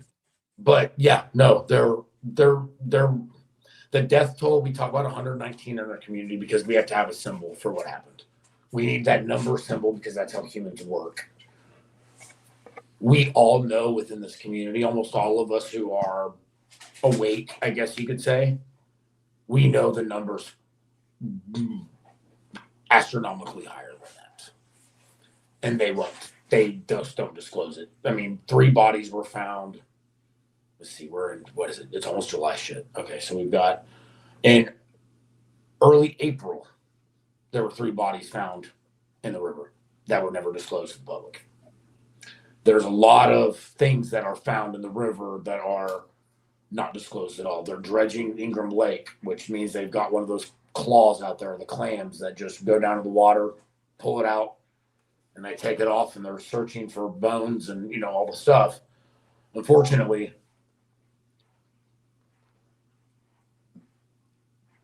apparently they have now put out the word that the reason that they're still there and they're not letting us drain the lake is that they're finding so many bones that they don't want the people to have to go through it.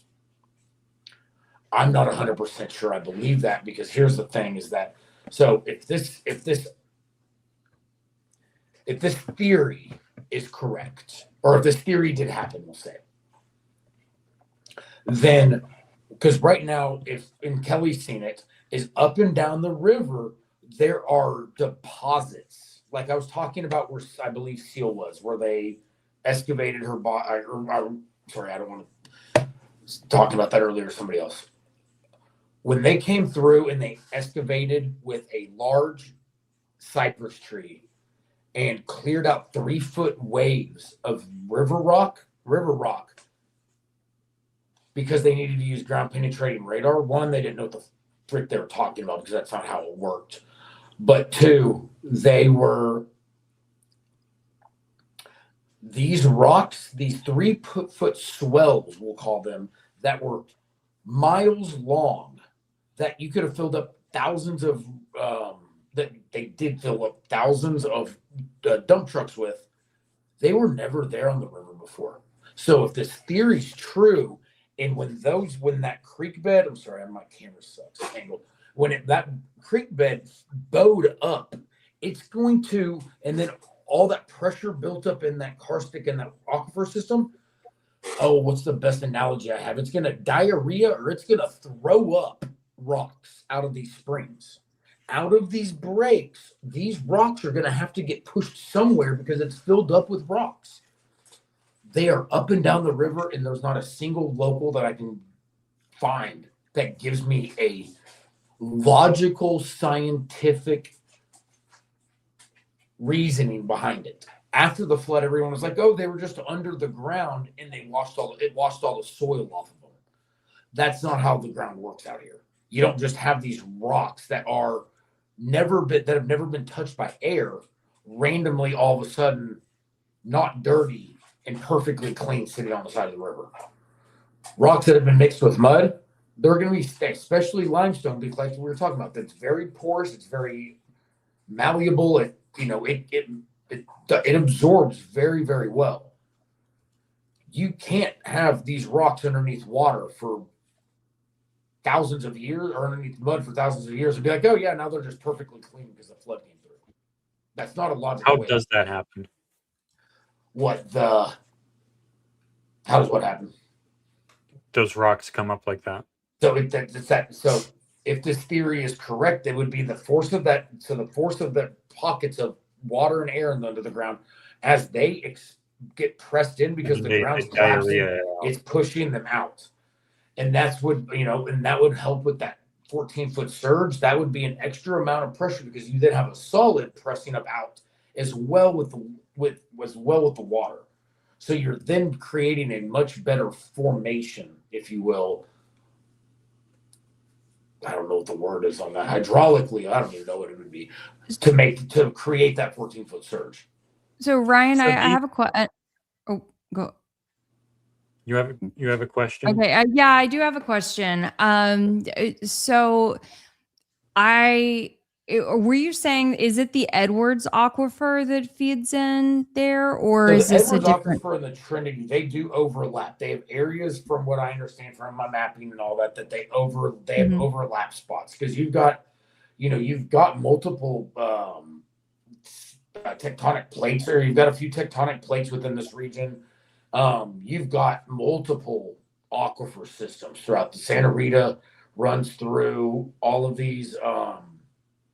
We've got Texas is a very complex, and that was why putting this report together, it was making sure that it was digestible because when it made it the reason first why time, I didn't even know what I was reading, to be honest with you. Yeah. So the reason why I ask is because, there were a few weeks after the flood, it was about a month or a little bit after, there was a news story done saying that the Edwards Aquifer Authority was tightening the pumping restrictions because groundwater levels were about 29 feet below average and still dropping.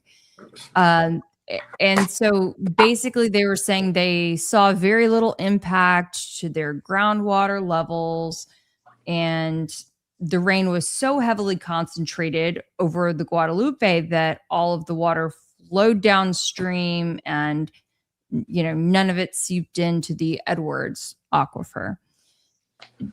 And so they were still doing water restrictions, things like that. I'm just wondering if, that kind of plays into your theory or plays against your theory. So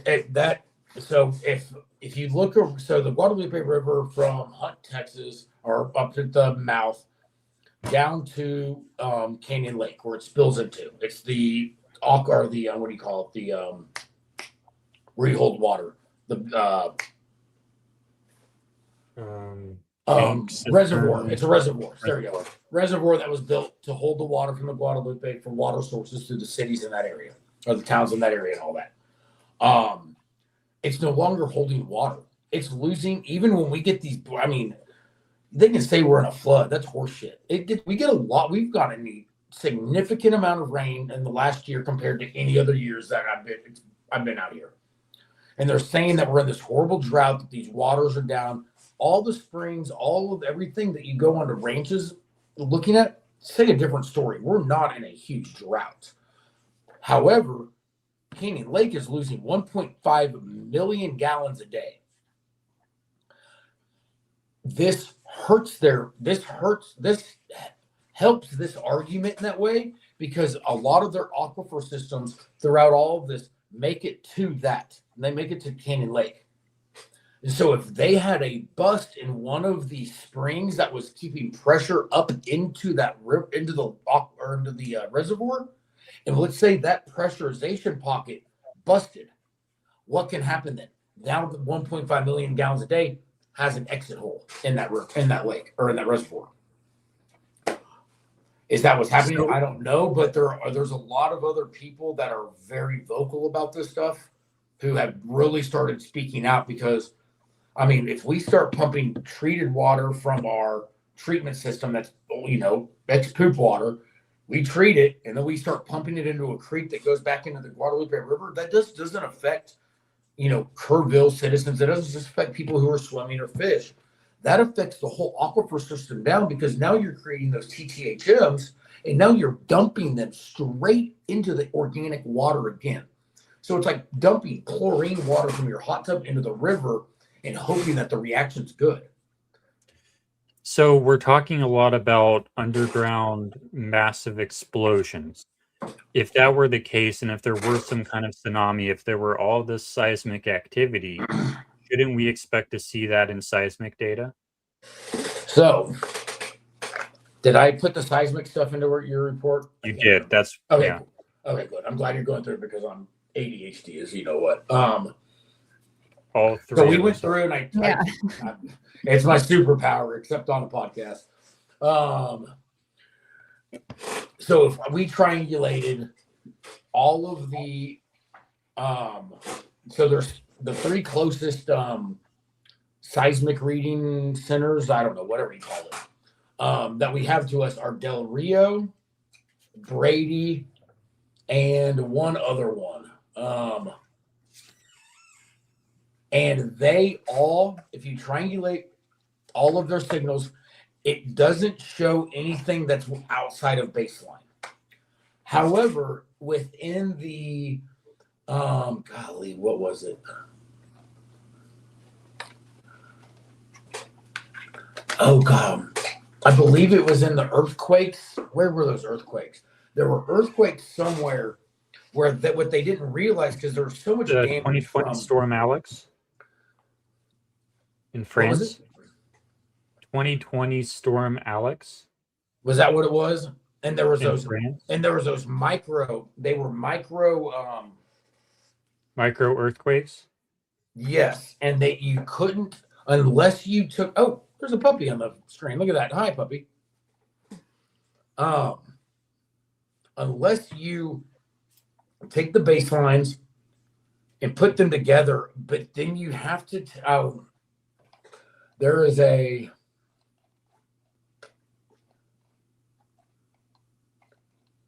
Way that they can do it. This one's way out of my descriptive abilities, but the University of Texas at Austin has the ability and the data to take all of the background.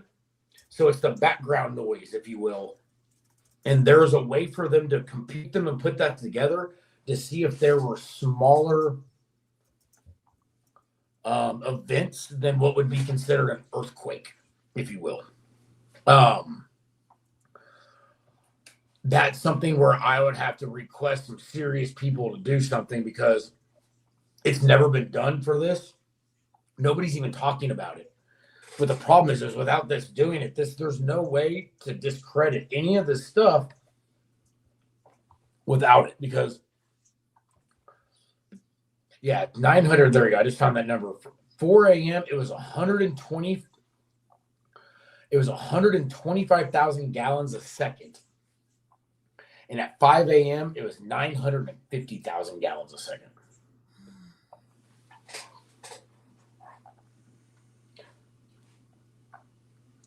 That right there,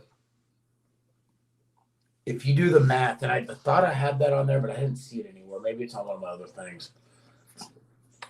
So, but if you do the from what I math, all remember, of the different, how much rain that would be based off the amount of acreage and all of that, there's no way that cubic footage or that gallons per second is going to match up with that much rain.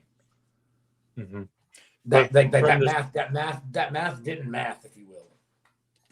So the seismic data, though, for what I remember and what I see in the report here is the claim it makes is that there's no seismic data consistent with earthquake, but that doesn't necessarily mean that there was no earthquake because there is at least one example where there were some micro earthquakes from within a flood, and it wasn't in the data, but there's a special technique you can do to get it from that data, but that technique has not been applied to our data. This has not been applied, never even talked about.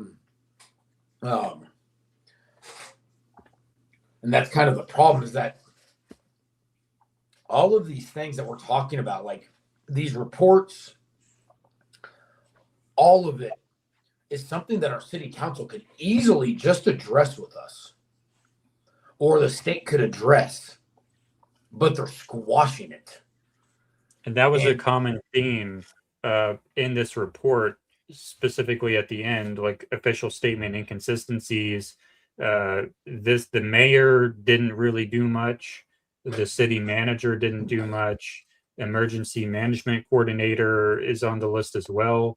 I don't want to just start calling everyone out, but they deserve to be called out. They were sleeping on the job, they were on vacation, or they were not answering their phones. They were nowhere to be here's found. the thing is when it comes to from 1 a.m. till 6 a.m, there are people who are paid to, yes, be awake. However, there are people who are, yes, paid to represent us, and they're not paid to be awake at 5 a.m. because there's a flash flood warning, or you know what I'm saying, or a watch, not even a warning, just a watch. I don't say it's empathy. I do give them a little bit of grace on some of that. Some of them I do give grace to. Am I the kind of person that normally would on this? No, but I will only because it's like, if you're the mayor of a town and every time there's a flash flood warning, you're like, shit, I got to stay up all night. I don't think anybody would run for mayor. I think there's a point where everyone would be like, forget this shit. Like, I want to sleep. There's a lot of nuisance flood warnings. Yeah, and there's a lot. I mean, we get them all the time now, especially. So, Ryan, but I do agree, though, this was different. What's that? This was different because this was a holiday weekend, and they had to know that the population of Kerr County probably, I don't know, doubled, tripled. I'm sure there's some statistic out there. I'm not gonna. It was I'm like saying the I'm not Super giving them. I'm Bowl not of letting this them area. off the hook. I'm not letting them off the hook for anything, but I am giving them grace on a little bit of. I slept till 9:30 in the morning that night. You know, I mean, like, I can't sit there and be like, you guys suck because you slept. No, I mean, if you didn't live in West Kerr, way out there where the storm was, it didn't wake you up. But it also was not your responsibility to, No, you it know, I mean, wasn't. for these But at the people, same Well, like, time, okay, it is hold their on. responsibility. I'm gonna play devil's advocate here, Kelly. If Okay. I were to call you at 4 a.m. and it wasn't a night owl night and you weren't up till 4 a.m. as you are sometimes, if you went to bed at 12 at midnight and I were to call you 10 times at 4 a.m., if you have your phone on vibrate, are you going to hear that? Yes, because my phone is, if I take the time, okay, first of all, if I take the time to actually put my phone on silent, do not disturb. I think if you call multiple times, it does ring out loud, first of all. I think it's like Second, 3 times within 2 minutes or something like that. Or something yeah, like yeah, that. yeah. Secondly, if there's a storm, okay, I say this, like, if I'm responsible for my 2 kids, you better believe I'm waking up when I'm hearing this, you know, crazy thunder. If I'm responsible for 200 or 400 kids or whatever, I'm not going to sleep, okay? And then if I'm responsible for You're not going to 20,000 sleep? people or But here's- 40,000 people, no, I'm going No, to but be here's- on no, watch. And but if if it- I'm not, hold on, if I'm not, I'm going to make sure that I have a tree of other people who are doing the job too. So, That but is here's true. the thing, though, is you have to remember we've gotten 8 inches of rain before in a very short amount of time, and it doesn't look anything close to this to where it even like necessitates too much of a emergency declaration of me. You know what I'm saying? Like, Sure, and but I like said, I'm not justifying water, their there are low actions. water crossings, there are bridges, there are things, Well, the and thing is, so we had like sheriffs that were somebody's set up. got to be on guard. Yeah, well, there were people, there were sheriffs set up, there were all this. The problem is that they lied after the fact. Instead of owning up to their shit and being like, dude, I was on vacation. Like, I have an assistant, I have all these, you know, the emergency management person on call, all these things. They lied. And that's where they lose their credibility of what else was happening, is because it wasn't about their actions in that 4-hour period. If people fall asleep and they don't wake up, at least I am not going to judge them for that, because from 1 to 4 is my sacred time. That you can't, I'm not going to judge them for that, but I'm going to judge them for all their lies about everything else. That's my big thing. And let's just remember, you guys, Ryan does have to live around all of these folks. Okay, so we're gonna give him grace for that. I don't live around them, so I will say they were wrong. They I'll call Rob let Kelly out. I'll call the mayor out. so I'll many call them all people out. down. I'll jump back in though. As a apartment maintenance guy, hotel maintenance guy, general maintenance guy with the company now where I'm technically on call, I have an on-call phone, and it rings sometimes and I have to go in the middle of the night. If it rings, I answer the phone. So I'll say that. Yeah, and, Yep. And then I guess there's the other, and I'm still, like I'm saying, I'll play devil's advocate for both sides, because I'm still not giving them all the grace on the planet, but I'm giving them a little bit for 1 to 5. It was July 3rd. I mean, these guys are from Kerr County. I have a feeling they may have had 3 to 4 fingers of whiskey throughout the night, maybe. I mean, you're sleeping pretty soundly after a couple fingers of some whiskey. So, Not when you're on call. But That's the thing right. is, like, I mean, but how Should much be. on call are they just because of it being a flash flood warning because we have flash flood warnings all the time. The And that's It where was it's like, enough. management You coordinator. guys, it was enough for there to be a conference call webinar thing with the National Weather Service, okay, in advance of the storm. And did Kerr County show up for said call? Nope. no, that's what I'm saying. Did- Like, there's did- no, I'm not giving them grace. Did I'm just saying from 1 Kerrville's to 5. mayor show up? No, or excuse me, city manager, isn't it mayor or city manager? Sorry, So, or well, both. the city manager, our city manager is really the one who runs everything. Our mayor is the corrupt one who just likes to like make laws that benefit rich people. Anyway, I don't think they showed up either for this national weather. So there are emails that show that this was received and opened by them, whatever. They didn't show up ahead of time either. But they They were literally sending dropped text the ball. messages. They were sending text messages about Kristi Noem being basically Homeland Barbie. Thank you. Yeah, I found that one funny.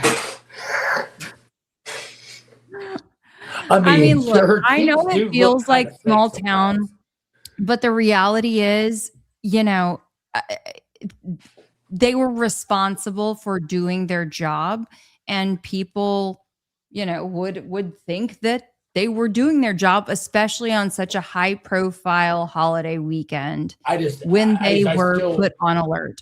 I still go with 2. I will, and this isn't like justifying their inactions, but from Yeah. 1 to 5, really, with all of the, I mean, because they told us that. So I don't know if you saw this report that came out too. They were saying how they had put in search and rescue teams in the county already to prepare us for the flood. Guess how many people were on that team? 6 people. Mm. 6 total human beings were in the county on the other side of the county from Hunt the night of the flood. The ones that were sent here for emergency management. We only had 6 people. So the state falls on this a lot right here too, because Yeah, they're the ones that are totally. supposed to, when this is in this situation, it's not like our fire department, our EMS, or any of those people doing search and rescue or first response in that way. That's the state. They're the ones who are supposed to, within that kind of situation, send people out. And that's why it's like, I can't, I don't, I like I said, I'm not justifying what our Congress or county people have done, because they sold out water rights. They've sold, I mean, they're trying to do, I'm not justifying anything with them. I'm just saying from 1 to 5 in the morning, man, I have a hard time being mad at anybody because they didn't pick up the phone. Like Man. that pocket of it, I have a harder time. That's it. Yeah. I hear what you're saying, but they had a job, they get paid to do a job, and you know, if you don't want to do it, go kick rocks. Well, I want to bring it to one last topic that's really related, and then we're going to go to audience questions and kind of wrap up for the night. Early warning system. we're not going till 3 in the morning. No, good for you. Sorry. So the early warning systems, what I remember from reading the report is they had installed some type of flash flood warning system in the river, but it wasn't maintained and it didn't work. Can you tell me about that? No. Okay. So we now have one in that they're installing at this point. I haven't seen the effectiveness of it, any of that. I do believe they're doing test sirens now, or they're doing testing on it and all that. But no, what happened was in 2016, we had a flood on the Blanco River. Blanco River, I don't know, it's about 60 something miles from us about. The Blanco River had a tremendously horrible flood, and a young girl went missing during the flood and has never been recovered. She's the seal steward of the Blanco River flood. And at that point is when they started making a big deal within state legislation about getting warning systems within these rivers that are within flash flood alley. Blanco River falls within that system because of the hills around it in that way. At least it falls within that description, if you will.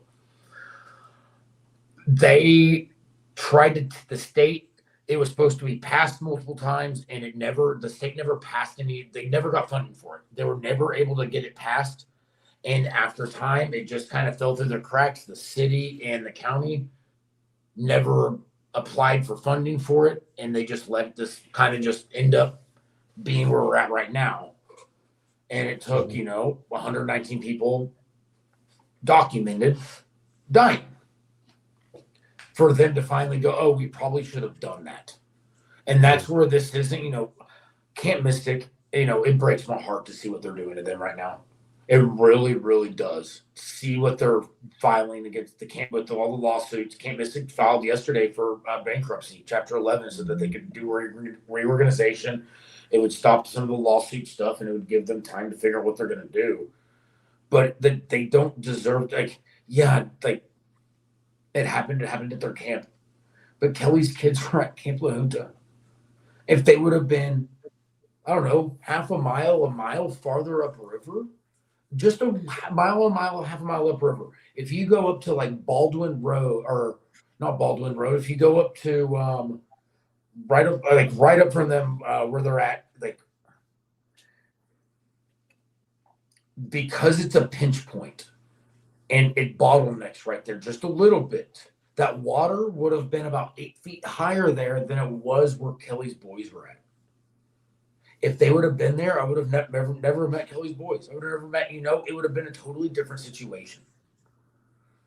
And that's over an hour. It's over an hour and a half almost that it took that water surge that was at Mystic for it to get to La Junta. And La Junta still didn't have those boys out of that cabin. It's unacceptable. Yeah. They were all trying, but they were at Mystic. They were trying to get them out there, trying to figure it out. But all of a sudden, a 14-foot surge comes in. They've never seen that before. And the Eastlands, they're descendants of the owners of that place since 1939 or 1929, I believe it is. Or no, started 39. And we know this river. What you do first when it starts flooding, you go, oh, go get the kayaks by the river so they don't float away. And then as it starts coming up slowly, you go, hey, all right, girls, hey, we got to wake up. We got to get up the hill. It's not like a stressful situation. It's like hey, we got to take precautions. This turned in from all of a sudden, hey, grab the kayaks to, pardon my French, but holy fuck, what's going on right now? That's literally, it went from one to the other. I've talked to the security guard from Mystic. I've talked to people that were right there that lived upriver, that lived right next to it on the river. It wasn't a flood, it was a tsunami. They go, there's no way to plan for this because you've never seen it before. Hey, honey, go get the kayaks. The people I was just with a friend of mine and her sister who owned property in Ingram, on Ingram Lake. And they were out there trying to gather their picnic benches. And he goes, I was standing in an inch of water. And he goes, before I could get the picnic bench up this 8-foot incline up to the road, he goes, I was standing at my waist deep. He goes, this was a 1 in 500 year flood, maybe a 1 in 1,000 year flood. No, it's an unprecedented, impossible to recreate flood. And this is, at least from my perspective, how I would say to anybody, it is a flood that if they said, hey, let's go grab those planes, let's go fly over Kerr County for 2 weeks straight, dump all the barium and all of the things that we can on them, and then go, let's redo this flood, they couldn't do it again unless they completely pressurize that aquifer system again, I don't think. Because you could not get a runoff that's going to create a 14-foot surge that's going to take a camp out in the middle of the night in the way that this did. I would love to see a simulation that could be we're going to recreate this again. I'd love to see one because I don't think it's possible. I really don't. My question is, if they had a warning system at the river that sounded sirens or something, would that have saved lives? Or how many would that have saved? With a warning system like that, with the sirens that we have,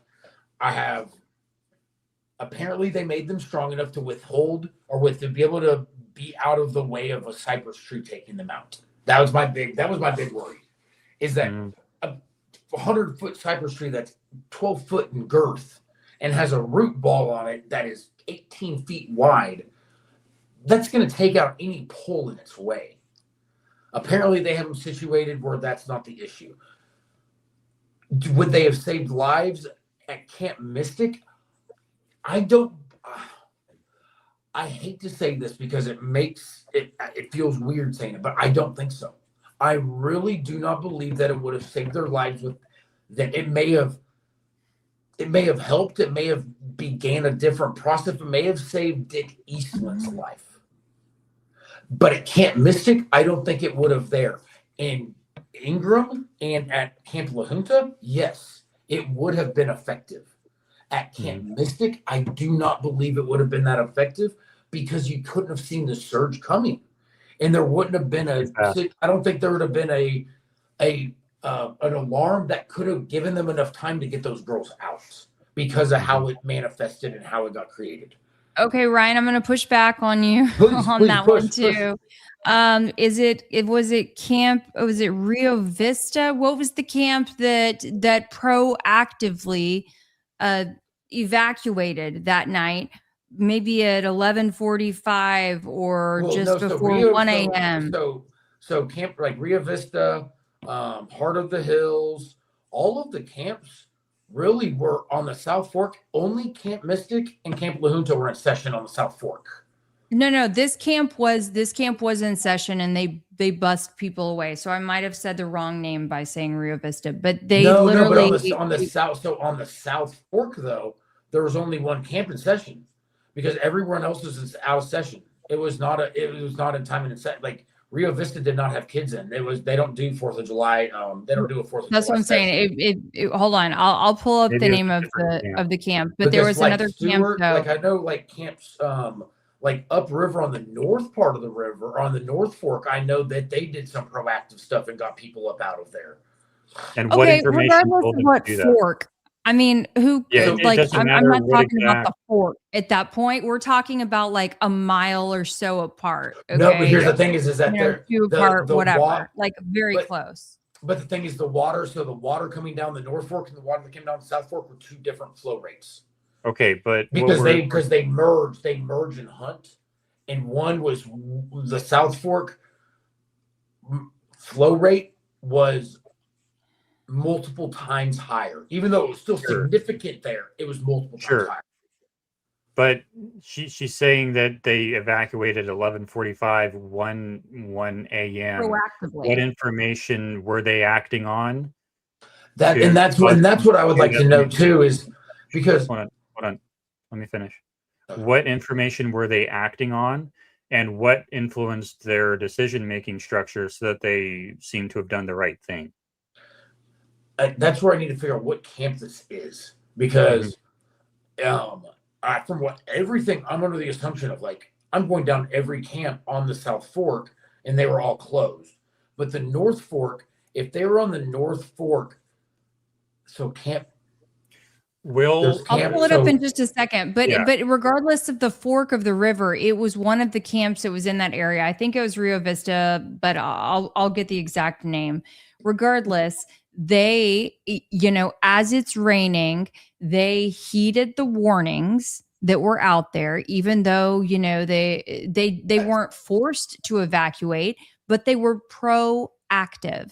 And that's a difference of just. I think that's a difference of management right there. I think that's just purely somebody who runs a camp and it depends on what camp it is too, because here's the thing is if you're a camp who is on either fork, well, F the forks, we'll call it, is if you're on either one of those forks and a rain is coming and you have cabins more susceptible to being within the floodplain or closer to it, then maybe you're going to be more proactive. But I mean, throughout all the floods in history, it's like the Camp Mystic, those cabins have never been flooded. They've never even been close to them. And that's why it's hard for me to sit there and go, Dick Eastland should have immediately been like, oh, the water's rising. I got to get kids out of here, when normally it wouldn't have been that. Oh. Let's go ahead and wait and see if we can find the the camp, and then I'm going to go ahead and start reading some questions here in the meantime. From, I think, the very beginning of the stream, we're kind of going back in time here. Lauren says, I thought you thought I met Kelly on a reenactment of one of your Pew Pew videos of Charlie. I don't think so. Kelly has never joined me in person on any one of those streams. But it might appear as though we did. GCL says, I'm so glad they will arrest people for touching the water at the reflecting pool, but not laundering our tax dollars. And there's another angle on that as well, with the apparent vandalism that Trump has done to many of these lawns. Yeah. Mm-hmm. I think that. Sorry, my daughter's interesting. iPad kicked me out because I was above her screen time apparently. So I'm just getting back to hearing what y'all are talking about. Sorry. So the White House, the I forget what it's called, the Circle Field, Kelly. I think you posted a video or a photo of it. Oh yes. It looks absolutely Ellipsis terrible. or whatever they call it. Yes. Ellipsis, yeah. So there's a lot of vandalism going around, but we're not sure if any of that is at the reflecting pool. Did you find what camp it was, Kelly? I did. Yes, it was Mo Ranch. Oh, okay. That's way okay. Yep. With Mo Ranch, they've got a lot of tributaries coming into it, which may have been their bigger reason for worry based off of where they're at. They've got like where they sit. I can see why they may have taken a different, more preemptive proaction on doing this because of where they sit and how those tributaries fall into the water around there. But they're way up on the North Fork.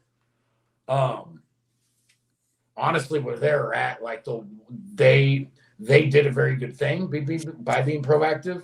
However, the flooding there definitely did not have the same distinctive impact on the river or the landscape around them.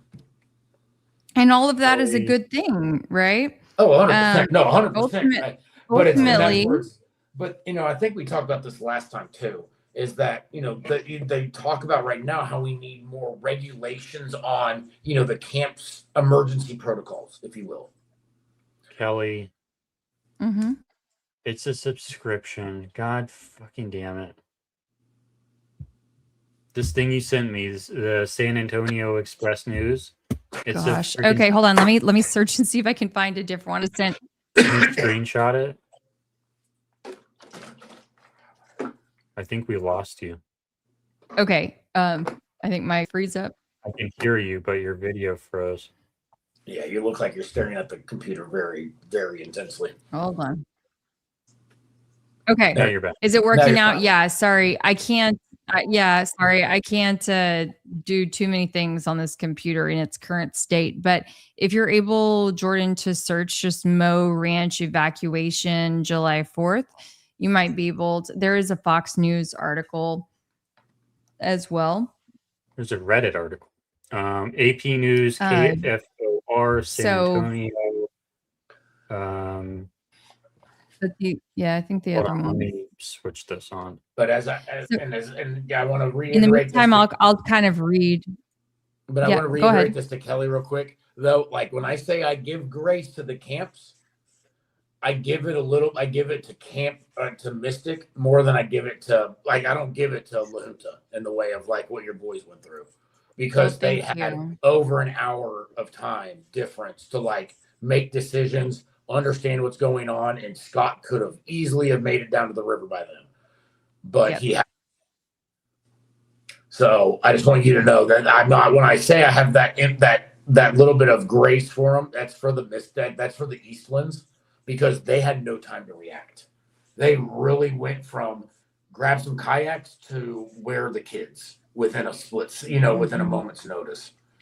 Yeah, and I don't have, within an hour or hour and a half, notice, and that time, no doubt, goes fast when you're scrambling and trying to figure out what to do, what's going on. It's pouring rain. It's crazy.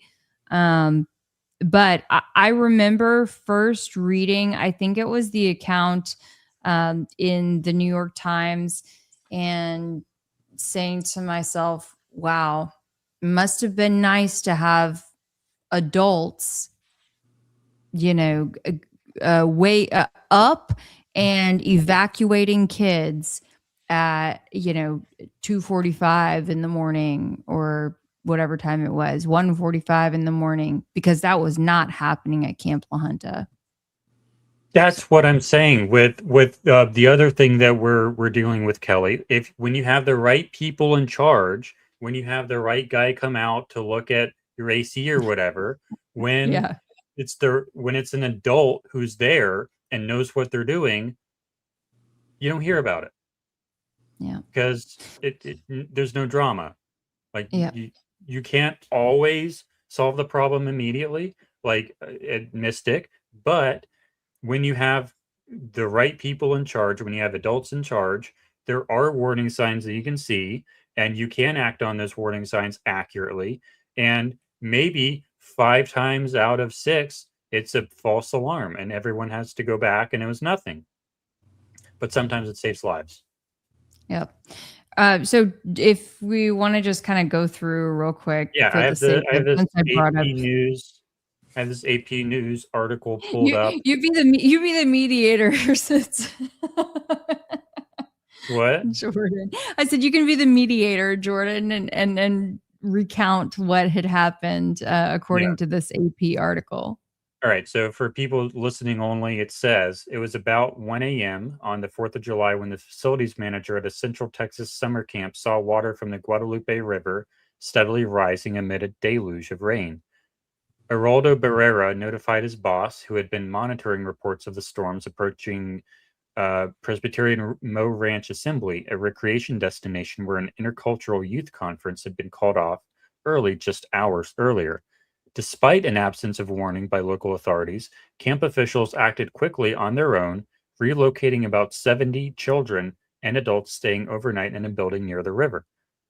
With the kids safe, camp leaders were able to avoid the catastrophe that hit at least one other camp near Hunt, where the 500-acre ranch was located. Lisa Winter says they helped them pack up, and she's the communications director for Mo Ranch. So what she said was they helped them pack up, they got them up, they got them out, put them up on higher ground. End quote. Yeah. So it seems like they saw the river steadily rising, and they said, maybe we should move. Yep. There's a quote. It goes on to say, Winters told the AP that Mo Ranch received no direct information from county officials about flooding that could and did take lives. Quote, we had no warning this was coming, Winters said, adding that it would have been, quote, devastating had camp officials not been looking at weather reports and the rising river waters. Mo Ranch, quote, saw it coming well in advance and they did something about it, she said. So, I mean, that's the big I don't thing. know.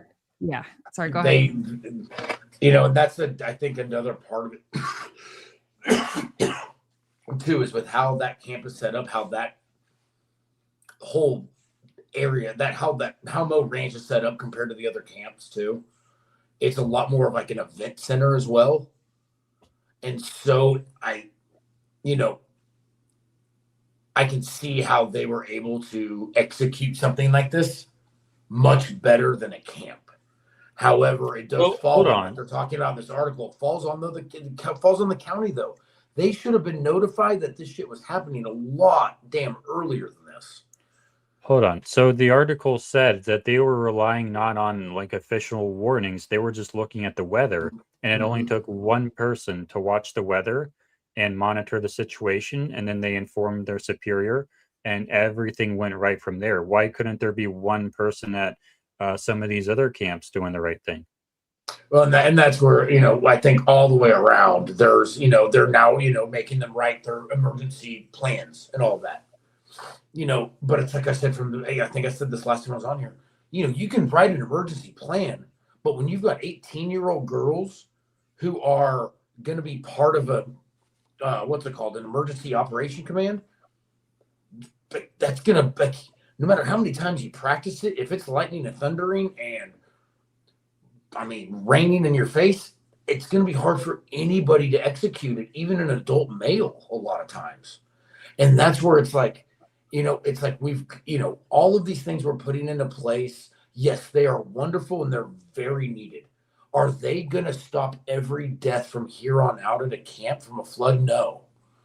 And that's something that we have to understand, is that they're not going to always, for, one regulation, one change in something isn't going to change a death forever, or it's not going to change every death in the future, but it is at least something that is another point to make it to where it's less susceptible to happen again.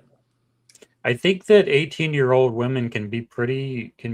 Oh, I'm not discrediting them, but I'm telling you, like, as somebody who's been in some situations, when you get into lightning, thunder, when you get into these situations, it's yes, instincts kicks in, but at the same time, talking on your walkie-talkie and saying, remembering the code words for what it means or whatever it is that you've practiced, that goes out the window. We're just all of that practice goes out the window. Where everyone get out of their cabin and run to higher ground is all it should take. Well, that's where they need. They need better emergency systems within the camps, within the cabins. I don't think there's a one size fits all for what they should look like. I think each camp, based off of the demographics of the people that are there, the geology of the area, all of those things should be put into account of what theirs looks like, because all of these camps, like a Mo Ranch, is so different than what Mystic looks like. Mystic is a lot different than what La Junta looks like. La Junta, sorry, whatever it is. They're all a little different, and so they're all going to look different. But at the same time, for us to believe that putting in a better emergency plan, putting in like a perfect emergency plan is going to save lives forever, it's not. And that's just the hard truth of it. And so, it looks like we're looking for a blanket solution where all it is that we can just try to make this as safe as possible and hope that whatever happened underneath the ground or possibly happened underneath the ground doesn't happen again. I think that's really where it's at. This could happen one more time in 100 years, but that's going to be our great grandkids that are around. At that point, they're not going to remember that there was a 14-foot surge and that the ground possibly collapsed. So they're just going to go, once again, 100 years later, they're just going to go grab their kayaks and they're going to walk them up, or whatever they're flying in 100 years. They're going to go grab those things and take them from the river. It's like the human memory. We don't even remember the Epstein files from 4 months ago. And we're talking about things that don't matter in this world, but we forget that human cloning is going on.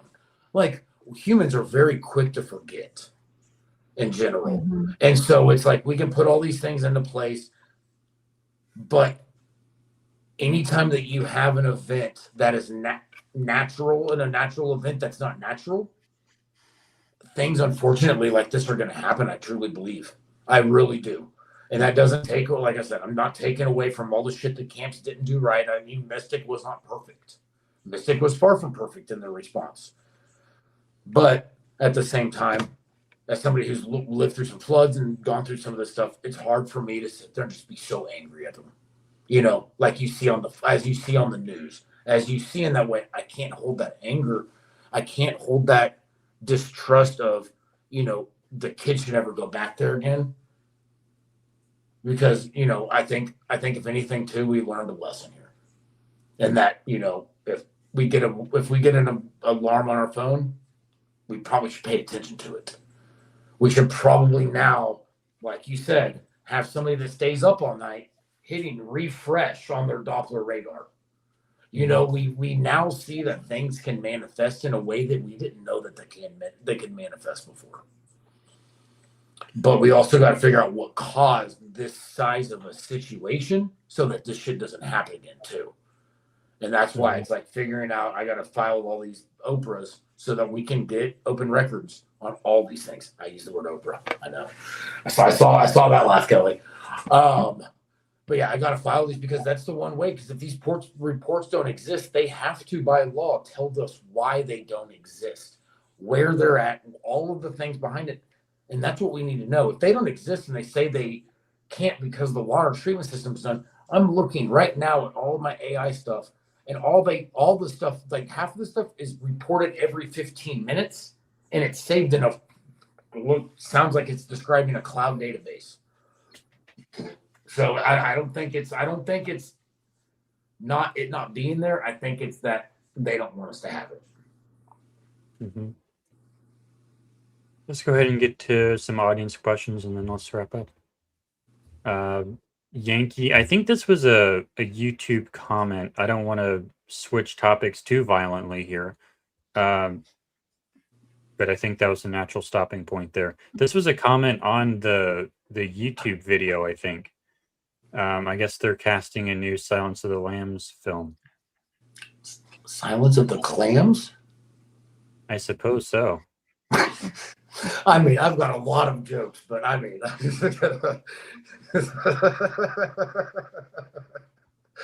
I'm confused, but all right. Same person says, no, Kelly's been on TV quite a few times, especially for the floods before yesterday.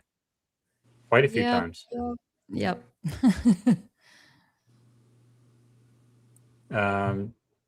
Tiny says they usually use a multi-pronged approach. I don't know what that's in reference to. Do you remember? So yes. So that was referring to kind of our conversation, also incorporating the cloud seeding and some of the other things. And I had started that because it made me think about the Charlie Kirk case and how there are multiple things out there that, pique our interest of, oh, could it be this? Oh, could it be that? Oh, but we're going to go down this rabbit hole and that rabbit hole.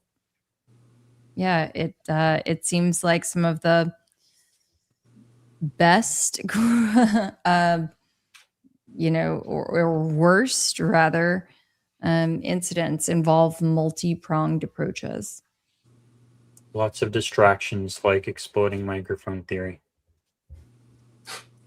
Same person says, so was this a natural occurrence that caused the collapse, or was it due to the alkalinity situation and the T effect? Tectonic effect, maybe. Tectonic effect. So I mean, natural in the way that the rain is. I mean, I don't even know how to answer that because, I mean, there's two aspects of it where it's like aquifer system is a natural system, and rain is a natural part of nature. However, they did cloud seed it, so that's not 100% the most natural rain you could have. And also, the tsunami effect is from an unnatural way of in filling up an aquifer system. So was it natural? Yes, but was it a natural occurrence? Maybe I don't think so in that way because it. I do believe that there were two different things that created a natural event to be supernatural. It sounds like there were a lot of different factors all coming together. Some of them natural, some of them not. The perfect storm, if you will, yeah. Ruby says, or I think they're talking to someone else, but they say, can the guest answer my question? What is the end game? What is their goal by causing these disasters? Okay. I mean, obviously, my personal opinion on this one, water rights, I believe, with some of the large ranch owners in this county, the Bass family. Lee Bass and all of his brothers are very known for a lot of things that we don't need to get into yet because it's a whole other episode. But I believe it's water rights, and I believe it's for that land. I believe it's now for the Mystic Land. Biblically, we're also in the end times, and it's just chaos is ensuing in every way possible, I believe. But we're not endorsing or making any criminal allegations or really any allegations. Like I said the whole time, this is all based off of questions. Allegedly. Yeah, I'm just asking questions. And I'll say a few things, but yeah. Cool Pigeon says they refused free money for a warning system. That's not negligence. That is a choice. Someone made that call. Mm-hmm. Then one final question here that's highlighted From Jack, he asks, so are you saying it seemed the storm was manipulated to be worse? 100%. Mm-hmm. I mean, they admitted to it. They're not admitting to the manipulation with frequency usage, but they openly talked about it on, on national media, that they were here and that there's no way that they could have caused this size of a disaster. So either they're lying or somebody's lying, because somehow we got that much rain and it's never been done like that before. So, well, we definitely appreciate you coming back on, sir. absolutely. I'm just glad it's 12:20 at night. I'm about to go to bed, and I'm not gonna Not 3:20 I gotta or be up at 6:30 to go dive Ingram Lake. So yeah, I've got an earlier night tonight. Well, I think it was a great show. We really appreciate having you on. Absolutely, guys. Thank y'all for having me. And anytime if anything comes up, I'll let you know, and we'll go from there. Thank you so much, Ryan. Keep up the great work out there, and hopefully we will see you soon. I don't know. I need to figure out. Got cut out there, but yeah, tell the boys I said hello. I will. We'll see. Who knows? Maybe I'll end up out there for the 4th. Uh-oh. Who knows? Don't threaten us. You'll have to tell me what's going on. Yeah, amen. All right, bye. Thank you, sir. Bye. Absolutely, I'll be good. You sign me out. I don't know how to do this. I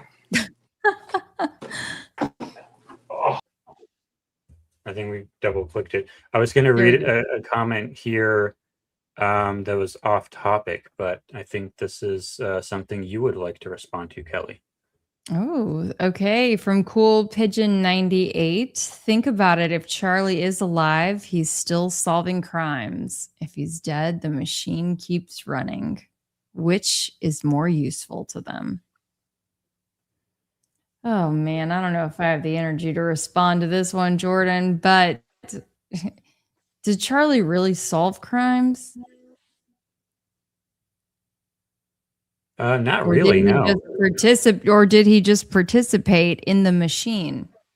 I think he participated in the machine. That's what I would say, Cool But Pigeon. just the reason I brought this up, though, was because it speaks to some of the stuff that you've talked about with if they take Charlie out, the machine TPUSA continues running.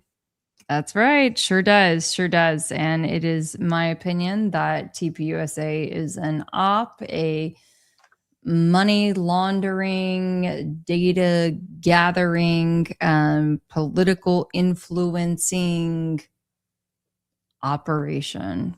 That is my opinion. That is what my research and data shows.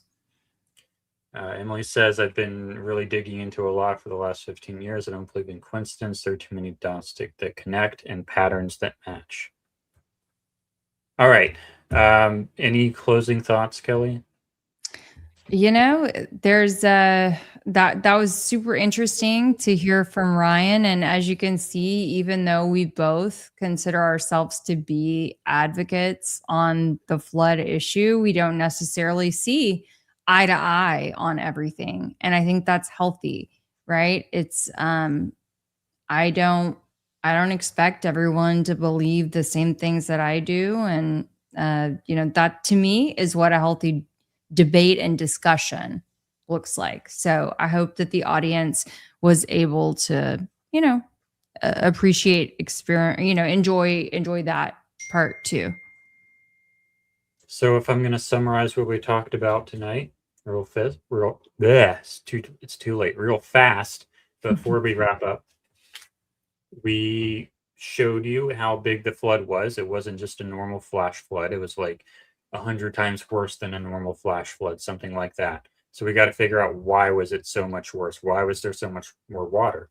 So we talked about the aquifer system, basically the ocean underneath the ground, and how water enters that underground ocean and how it exits that underground ocean, and how some industries have something to do with pressurizing some of those underground cavities, and how that pressurization might have caused some explosions underground, perhaps. that can cause some seismic activity, and how some of the chemicals they pump down there can also facilitate this and make it more difficult for that underground ocean to sort of breathe in and out, and how all these things could have maybe contributed to, number one, the aquifer being significantly more full than it ever has been in its past, and how that can cause more flooding and maybe cause a tsunami, which is when you have a lot of seismic activity in one spot and an upheaval of the earth, that can cause a tsunami wave, and that can cause what it really looks like happened here, which is not just flash flooding, but it looks like a tsunami wave. And so what Ryan proposes is that underground seismic activity caused by the aquifers, caused by pressurization, caused by the chemicals in the waters, could have caused seismic activity that causes effectively an underground tsunami that manifested above ground.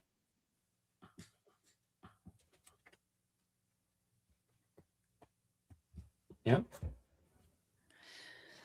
Whew. Well, you guys, thank you so much for joining. We really appreciate it. That was a great summary, Jordan. And you know, you can count on us to continue digging and bringing you more interesting topics. I just wanted to pull this up real quick. Narcoleptic Insomniac 68 said, "Great show. Thank you, Jordan and Kelly. I love your content. You always offer discussion on very interesting and thought-provoking topics. No wonder I have insomnia." Well, thank you again for staying up with us and for those kind words.